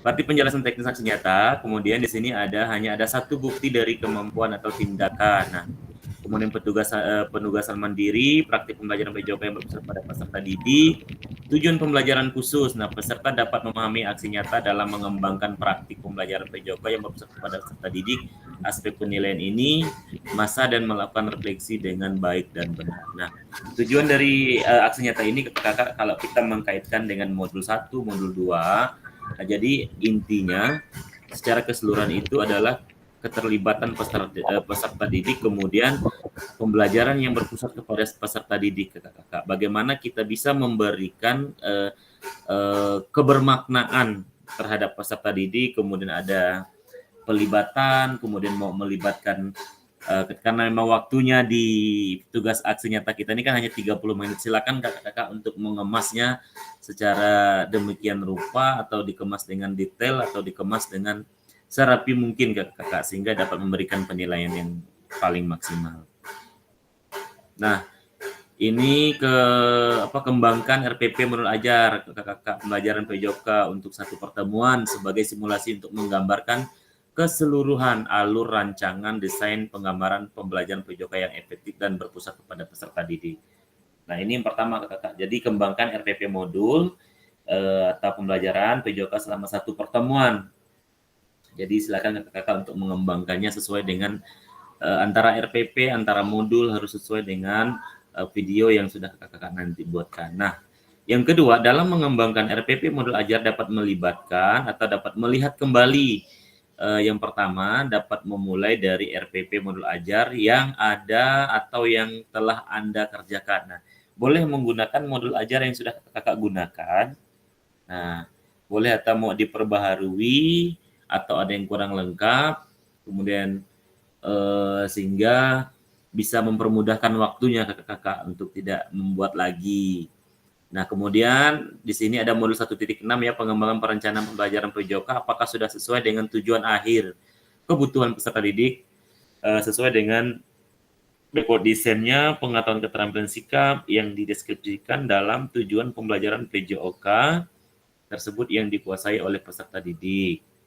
Implementasi pembelajaran PJOK yang efektif dengan mengakomodasi kebutuhan belajar peserta didik dengan berbagai karakter yang beragam melalui pembelajaran diferensiasi dengan mempertimbangkan isu-isu sosial PJOK dan pemanfaatan sumber daya berbasis kekuatan kakak asset based thinking dalam merancang strategi pembelajaran PJOK yang efektif dan dimunculkan pada langkah-langkah pembelajaran.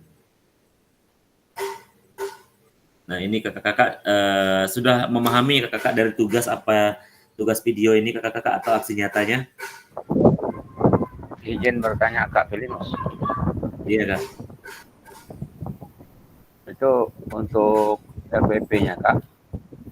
Kalau seandainya kita itu ingin merubah pembelajaran tadi yang kemarin kan, misalkan kita ambil lari di tugas kemarin tuh. Nah, misalkan kita ingin mau ubah pembelajarannya misalkan di poli gitu. Apakah kita upload kembali Kak RPP-nya? Dan uploadnya itu di mana kalau seandainya kita menguploadnya? Iya Kak. Baik Kak, terima kasih Kak.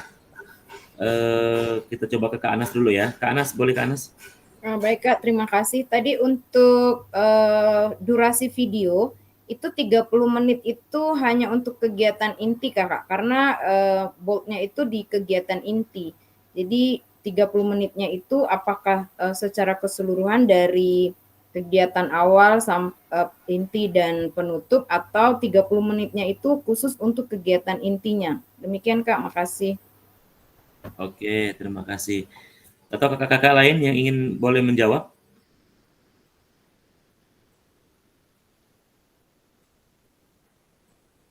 Kalau saya kayaknya durasi waktu bisa lebih fleksibel sih. 30 menit itu maksimal untuk inti aja. Jadi kalau kayak pembukaan, pendahuluan, kalau di lapangan kayak pendinginan, itu kan fleksibel aja. Jadi nggak terlalu berpatokan pada waktu 30 menit itu. Yang penting maksimal di inti 30 menit.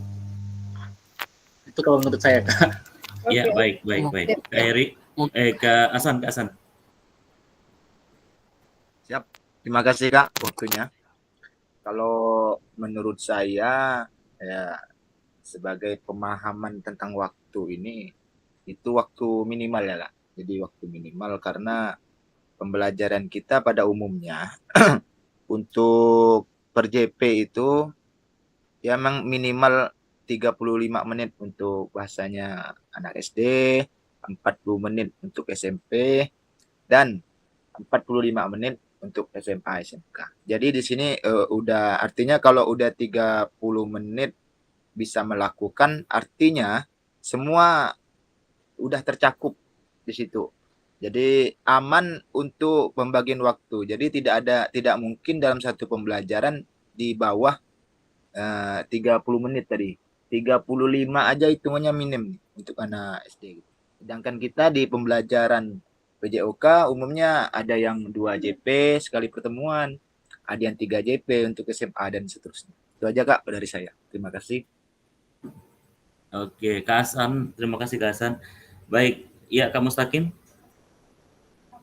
Nah, kalau dibaca di petunjuk sih di situ udah jelas tuh Kak, untuk yang 30 menit itu hanya untuk kegiatan inti maksimal. Inti yang ya maksimal inti. Berarti itu tidak termasuk di awal atau pembukaan, ya, durasi pemanasan naik dan penutup itu beda. Berarti kita patokannya intinya jangan lebih lah dari 30 menit.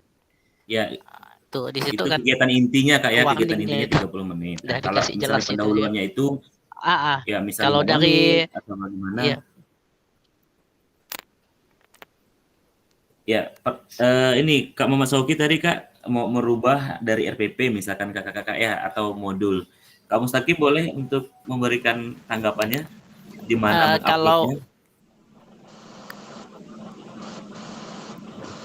Kalau untuk RPP sih bisa diubah sih tadi Kak. Benar dari awal sudah jelaskan disesuaikan dengan pemilihan materi lagi dengan Kak Sauki. Karena yang kemarin itu kan udah lewat kita bahas kemarin di pertemuan tatap muka. Jadi Kak Sauki silakan nanti bisa diubah lagi. Terus mungkin pesan saya mungkin jangan sampai RPP-nya itu kurang dari apa istilahnya yang udah dikasih Rambo itu modul 1.6 yang A, B, C sampai E itu kan udah dikasih itu. Di dalam FP kita harus ada minimal ada dicantumkan materi di modul yang sudah kita terima kemarin itu.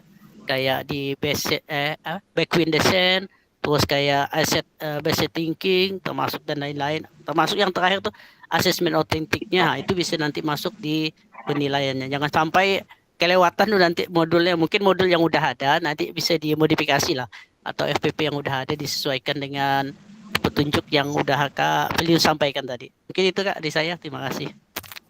Oke, terima kasih Kak. Ada lagi yang lain Kak?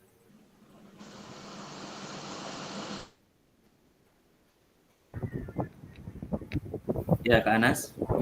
Bantu jawab yang ini yang Kak Sauki ya Kak Pelinus, mohon izin. Boleh Kak, boleh. Tadi Kak Pelinus Kak Sauki nanyakan unggahnya di mana. Itu unggahnya di 1.6.d Kak Sauki, karena saya juga belum unggah itu. Itu kan karena itu untuk RPP perubahan. Jadi due date-nya itu sampai 30 Juli. Kalau memang Kak Sauki mau ubah itu unggahnya di 1.6.d. Kalau saya memang belum unggah karena berkaitan dengan aksi nyata modul itu. Karena saya memang belum unggah. Itu Kak, makasih. Oke, terima kasih. Kak Muhammad Sauki. Ya, terima kasih Kak Anas atas jawabannya, atas pencerahannya. Nah, satu hal lagi Kak Pelinus yang ingin saya tanyakan terkait dengan rekaman video. Mungkin kita rekaman videonya lebih dari 30 menit kan, karena di intinya saja kita diwajibkan 30 menit. Kemudian untuk pembukanya saja katakanlah misalkan 10 menit berarti sudah 40 menit dan penutupnya 5 menit ya bisa menjadi 45 menit. Nah, untuk pengambilan rekaman kita kan tadi kan dikategorikan tidak boleh ada pengeditan atau tidak diedit. Nah, untuk rekaman tersebut tentunya kamera yang kita gunakan itu harus standby selama 45 menit katakanlah. Nah, ini terkait dengan kemampuan HP kita itu kan masing-masing itu beda itu Kak Pelinus. Jadi kalau HP saya ini termasuk HP jadul dan memorinya itu tidak mencukupi sekiranya menampung video yang panjang seperti itu Kak Pelinus. Nah, ini bagaimana solusinya Kak Pelinus? Apakah ini bisa kita jeda untuk pengambilan videonya atau gimana? Seperti itu Kak Pelinus. Terima kasih. Oke, baik kakak-kakak. Terima kasih Kak Sauki. Mungkin ada kakak-kakak yang lain yang ingin berbagi seperti apa triknya. Oke Kak. Lagi Kak Eri. Satu-satu juga dari Kak Anas. Di 1.6.e itu sepertinya berbeda Kak Anas. Itu materi udah lama. 1.6.d. Enggak, kalau Kak Anas nanti buka materinya, coba ya saya buka dulu ya. Karena di saya ini yang 1.6.d ya. Titik D Kak. Titik D yang pertama. Sebentar sambil kita buka semua tabnya. Oke. Ini ada sendiri Kak. Kayaknya ini terpisah sama tugas ini karena di tugas yang ini itu kan kita kayaknya di Google Drive nanti digabung sama dengan yang video. Ini beda lagi Kak. Ya betul Kak, betul Kak. Betul, Ini betul. tugasnya berbeda Betul, lagi, Teh. Kak. Terus yang kedua, untuk Kak siapa? Kak Sauki, kalau skripsi, kalau videonya, yang pertama Kak Sauki, kalau tadi kan 30 menit, ya udah kita 30 menit itu langsung inti. Jadi ayo anak-anak kita langsung ke permainan atau kita penilaian karena kita pengambilan nilai otentik, otomatis kita masuknya ke dalam permainan. Mungkin seperti itu. Itu langsung 30 menit tanpa pendinginan ataupun tanpa pemanasan, maksimal 30 menit. Terus yang kedua, bagaimana mensiasati kamera yang HP kita mungkin penuh ya. Kalau kemarin saya nyobanya pinjam HP teman ya, atau HP kita kosongkan dulu, file-filenya kita pindah ke laptop seperti itu. Terus videonya kalau mau hemat jangan pakai kualitas HD ketika kita merekam, kualitasnya diturunkan. Itu saja sih Kak. Terima kasih. Mungkin tambahan nanti sedikit ya. Kak Linus izin Kak Linus. Baik Kak, sangat. Apa Kak? Mungkin nanti untuk RPP bisa diselitkan, betul kata Kak Heri tadi, di aksi nyata itu kumpulkan tugas itu kan kita bisa ngupload file dengan itunya, dengan link ya apa, link drive bisa kita masukkan di situ file dengan linknya. Terus untuk Kak Sauki, kalau memang ada sumber daya rekan di sekolah, bisa juga dipinjam HP-nya, mungkin solusi deh, ataupun di cut bisa. Kak Sauki cut ya lebih enak. Jadi memang siswanya mau diatur dulu. Bapak dengan pemanasan memang repot sih kalau di-cut nih. Untuk waktu itu 30 menit itu maksimal Kak Sauki. Intinya. Maksimal berarti kan maksimal 30 menit untuk inti. Berarti kan bisa istilahnya bisa kurang karena maksimalnya hanya 30.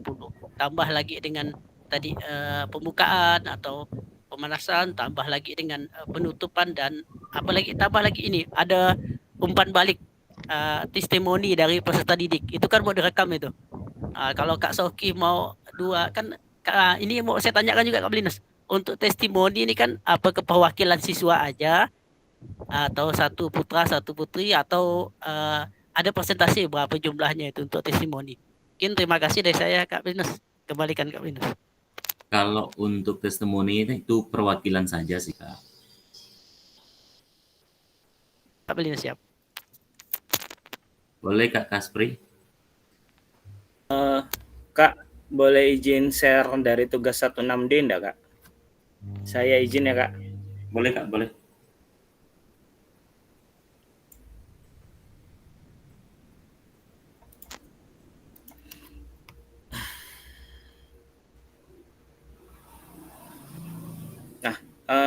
Di poin 2. Poin 1 kan menyempurnakan RPP modul ajar berdasarkan hasil analisis pada sesi sinkronus bersama fasilitator dan mengunggah hasil perbaikan RPP modul ajar sesuai dengan langkah-langkah backward design.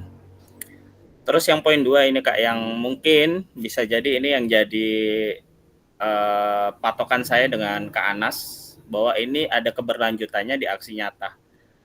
Pada bagian melakukan modul 1.6, perencanaan pembelajaran PJOK ini akan menjadi bagian awal dari penilaian aksi nyata di akhir paket modul 2. Ibu Bapak diberikan waktu pengerjaan dan akan mengunggah bersamaan dengan perangkat tugas lakukan lainnya pada jalur aksi nyata. Nah, dari sinilah yang saya dengan Kak Anas mungkin menunda-nunda ini pengunggahan karena berpikir nanti ini benar-benar harus didesain dengan baik dan harus sesuai dengan video yang akan diunggah.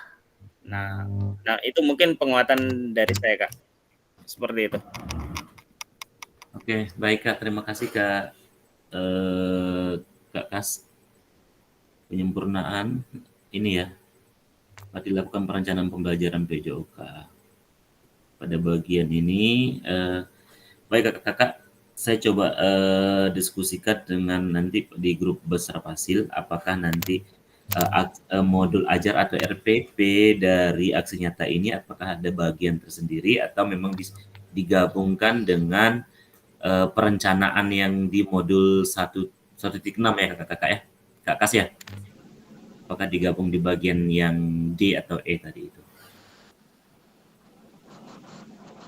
Kakak, kita coba lanjut lagi kakak-kakak untuk ke yang berikutnya.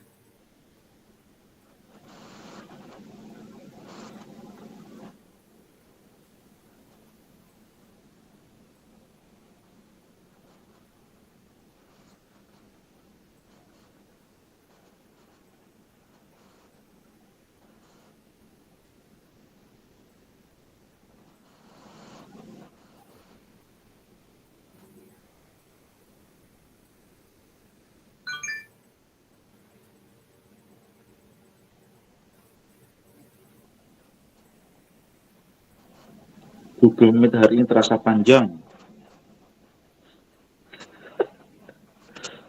Biasanya terasa cepat, terasa lama. Bersemangat itu. Kopi dulu, kopi. Air putih. Kafe ngantuk.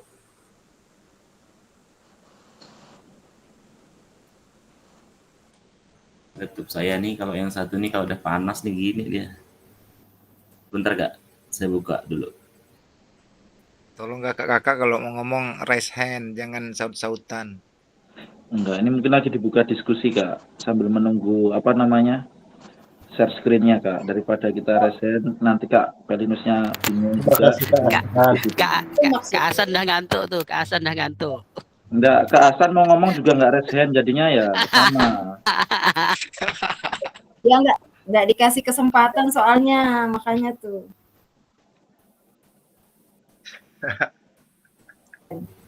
Tadi Kak Hasan kalau mau ketawa resen dulu Kak Hasan.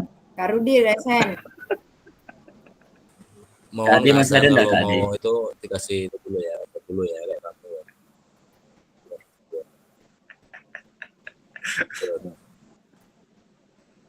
Wah. Baik, kakak-kakak kita lanjut ya dengan pembahasan yang ini, yang C lanjut aspek penilaiannya. Nah, kakak-kakak ini aspek penilaiannya yang A mengembangkan lingkungan belajar yang kondusif. Jadi intinya untuk di video aksi nyata ini bagaimana kita merangkumkan dari pembelajaran tadi seperti keaktifan dalam mengajar, kemudian asesmen autentiknya, kemudian keterlibatan siswa dengan pembelajaran yang berfokus kepada peserta didik kakak tadi. Kemudian menciptakan kenyamanan lingkungan belajar untuk memenuhi kebutuhan belajar peserta didik. Nah, langkah-langkahnya apa yang dinilai itu kan kakak-kakak sudah ada di LMS kakak-kakak masing-masing. Di situ silakan dicermati, silakan diamati apa yang menjadi hal yang terpenting kakak-kakak. Nah, kita coba lanjut refleksi keterampilan mengajar PJOK yang berpusat pada peserta didik. Nah, nanti kan kakak-kakak ada testimoninya, kemudian ada bahan refleksinya kan. Nah, dan itu akan diunggah juga ya kakak-kakak. Apalagi yang testimoninya, saya pikir itu untuk keterwakilan saja Kak ini. Kalaupun memang ada perubahan-perubahan nanti bisa kita sampaikan di grup nanti. Ini refleksinya. Saya coba akan bacakan secara singkat. Setelah mengimplementasikan pengembangan pembelajaran PJOK yang berpusat pada peserta didik, pada satu kelas yang kakak-kakak ampuh melalui praktik mengajar, silakan lakukan refleksi kakak-kakak dengan menggunakan refleksi keterampilan mengajar PJOK yang berpusat kepada peserta didik sesuai dengan petunjuk berikut. Nah, ini ada di LMS kakak-kakak nih. Ada silakan melakukan refleksi dengan menggunakan refleksi 3 tahap yaitu what, so what, dan no what nih.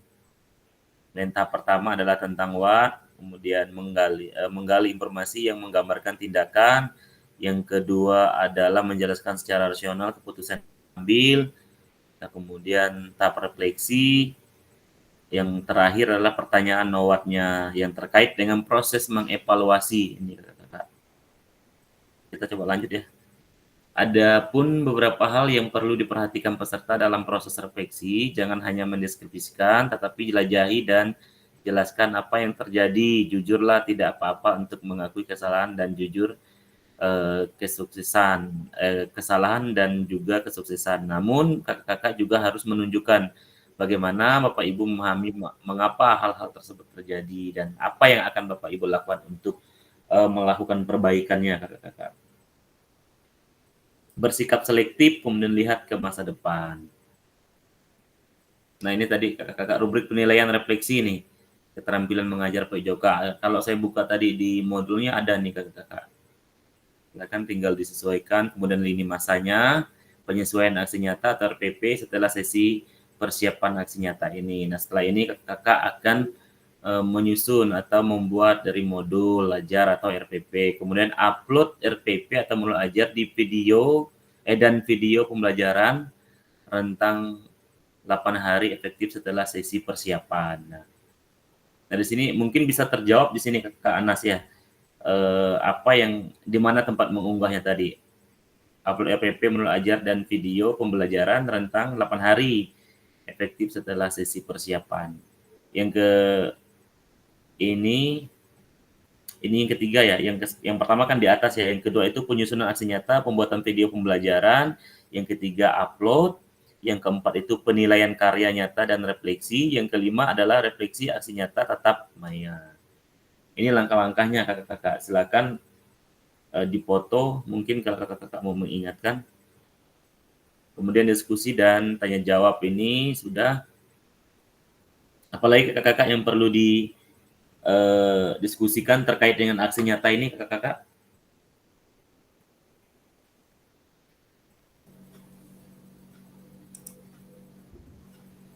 Ya Kak Kas. Sorry Kak Hermawan barengan lagi. Oke Kak, biar ini memastikan sih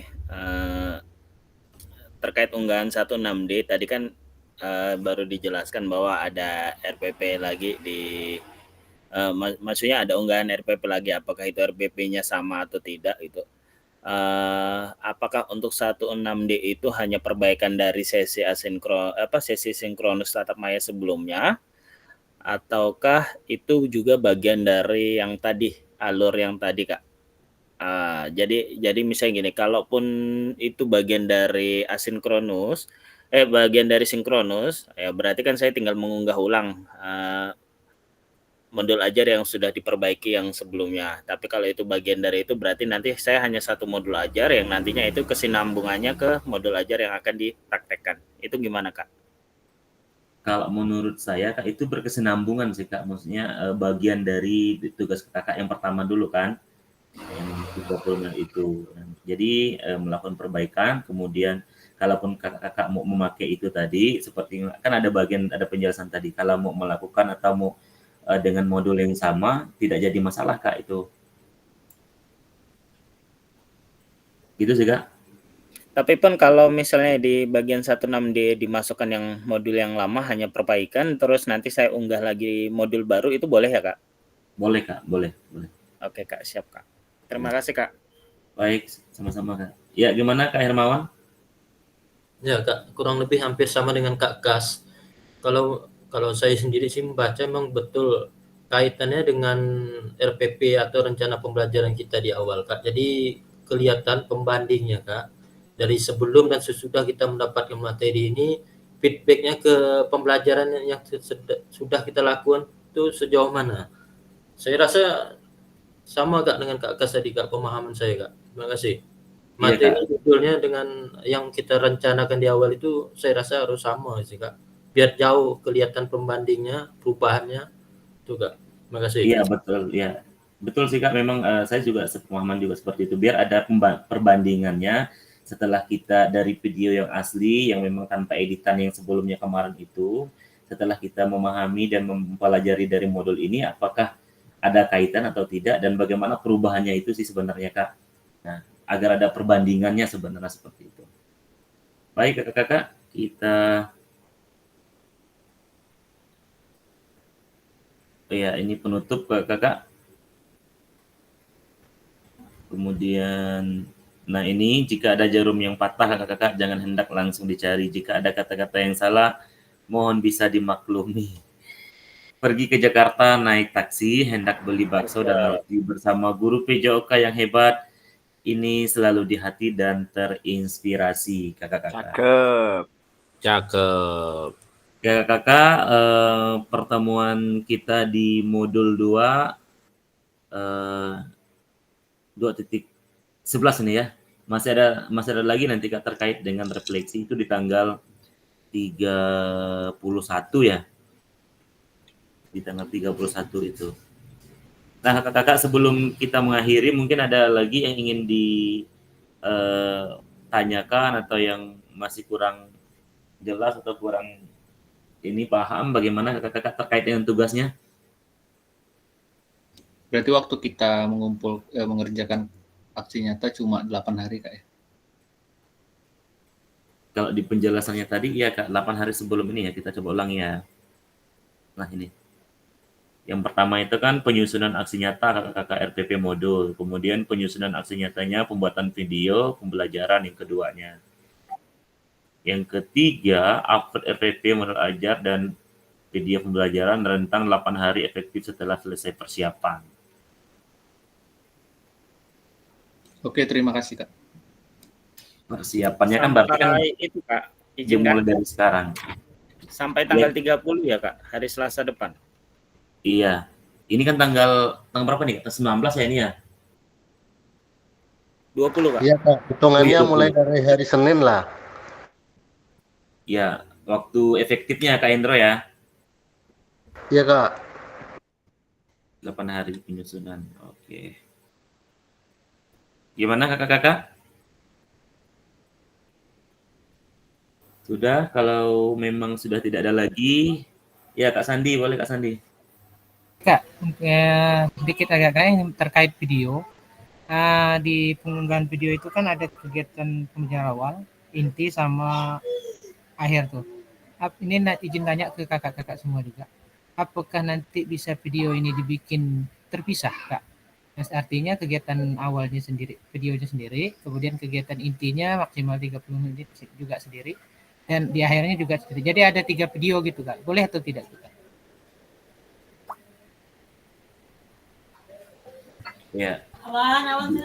Secara terpisah ya Kak, ini ya? Iya, dibuat secara terpisah. Nanti mungkin juga menghemat, dia kan kalau secara keutuhan juga dia size-nya juga terlalu besar tuh biasanya tuh Kak. Nah, apakah boleh secara terpisah? Tapi juga enggak mengurangi kegiatan intinya sih. Kegiatan inti tetap tanpa jeda artinya. Hanya terpisah antara awal, inti sama di akhirnya.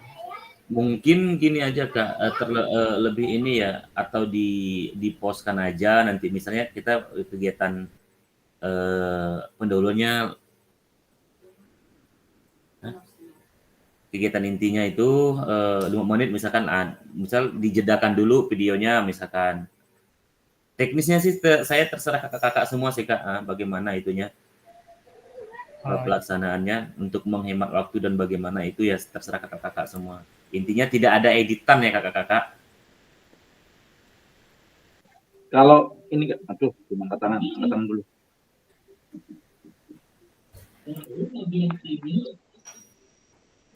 Iya Kak Eri. Kak, kalau editannya seperti kemarin, jadi kita ada video sambil nanti kan karena nggak punya ini apa namanya mikrofon ya.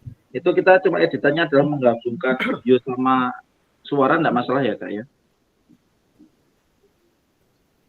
Kalau itu kan kalau di penjelasan di penjabaran itu kan memang tanpa editan kakak-kakak ya. Oh, berarti suaranya tetap suara asli ya, nggak bisa Iya, suara. tetap suara asli. Hanya kakak-kakak perlu teknis saja untuk meletakkan atau dari apa namanya tongkat HP atau video yang nanti atau apa tuh yang untuk penyangga HP Kak, yang untuk buat videonya itu. Tripod. Tripodnya. Oke, tripodnya. Nah, tripodnya Tripod memang harus solusinya disetati di mana ngeletaknya, di bagian paling mana yang paling bagus gitu kakak-kakak. Kalau enggak, solusi ngundang Kak Andi. Oke, pakai drone. Bayarin aja transportnya Kak, saya siap berangkat. Gunakan aja aset yang ada di sekolah kakak. Banyak aset kan? Siap Kak. Oke, siap. Gimana kakak-kakak? Apakah sudah? Oke Kak Sauki. Jadi Kak Pelinus, saya masih kepikiran yang apa kata Kak Kaspriyadi sama Kak Hermawan tadi yang mengatakan bahwa video kita ini keberlanjutan dari rencana atau RPP yang kemarin seperti itu. Jadi satu kegiatan, jadi katanya kan sebagai pembanding. Nah, terkait dengan kita mengubah itu, apakah tidak bisa Kak mengubah pembelajaran? Entah itu kita ambilnya, kan kalau kita misalkan ambil poli yang kemarin, kemudian kita ambil poli dengan kelas yang sama, kan anak-anak tuh mungkin merasa jenuh gitu Kak. Seperti itu. kalau kita ubah ke misalkan dari voli ke mungkin sepak bola dengan tekniknya yang berbeda, nah itu bisa atau gimana Kak? Baik Kak Soki, bisa-bisa saja Kakak, bisa-bisa saja itu untuk dirubah untuk kelasnya yang berbeda. Karena kan video yang kemarin itu sebagai perbandingannya Kak, dan berkesinambungan. Kalau Kakak mau mengubah kelasnya, mau mengubah siswanya atau mengubah mau kelas berapa itu terserah Kakak. Nah, hanya memang video yang sebelumnya itu sebagai perbandingan Kakak mana yang kurang nanti. Nah, untuk di video yang selanjutnya ini boleh diperbaiki dalam misalnya kemarin di modul ajarnya tidak ada penilaian tidak ada asesmen autentiknya. Nah, sekarang Kakak masukkan penilaiannya seperti itu, Kak. Itu contoh simpelnya, Kak. Ya, Kak Taufik. Itu Kak mau nanya kalau perubahan materinya boleh nggak Kak dari awal terus sebelumnya mungkin dari sepak bola terus kemudian yang selanjutnya ini materinya dirubah jadi voli gitu Kak, misalkan gitu Kak. Boleh atau tidak? Sampai sekarang sih masih kan sampai tanggal 30 Kak untuk perubahan-perubahan itu yang di 1.6 itu Kak ya. Boleh-boleh saja sih Kak. Kak Anas dengan Kak ini belum ada mengupload juga sampai tanggal 30 nanti. Boleh Kak. Oke, kakak-kakak, apakah sudah? Kalau sudah, kita tutup sesi kita kali ini.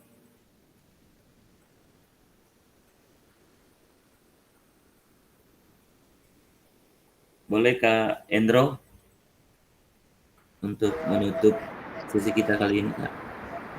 Baik Kak, izin kakak-kakak. Alhamdulillah kita sudah sampai di akhir modul 2 di modul 2. Terima kasih Kak fasilitator telah mendampingi kami untuk persiapan aksi nyata.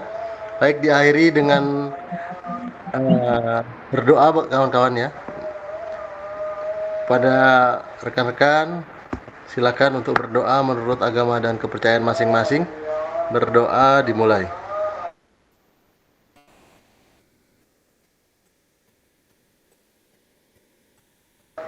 Berdoa selesai tanpa dibatasi. Terima kasih Kak. Oke, terima kasih kakak-kakak. Foto. Foto jangan lupa. Izin kakak-kakak yang bisa foto mungkin karena saya nggak pakai laptop. Soalnya jelas kelihatan mukanya pakai HP. Oke, on cam dulu Kak. On cam dulu. Nanti saya fotokan. Kak Erwin. Oke, gaya bebas, gaya bebas. Oke, terima kasih kakak-kakak. Punya Erwin.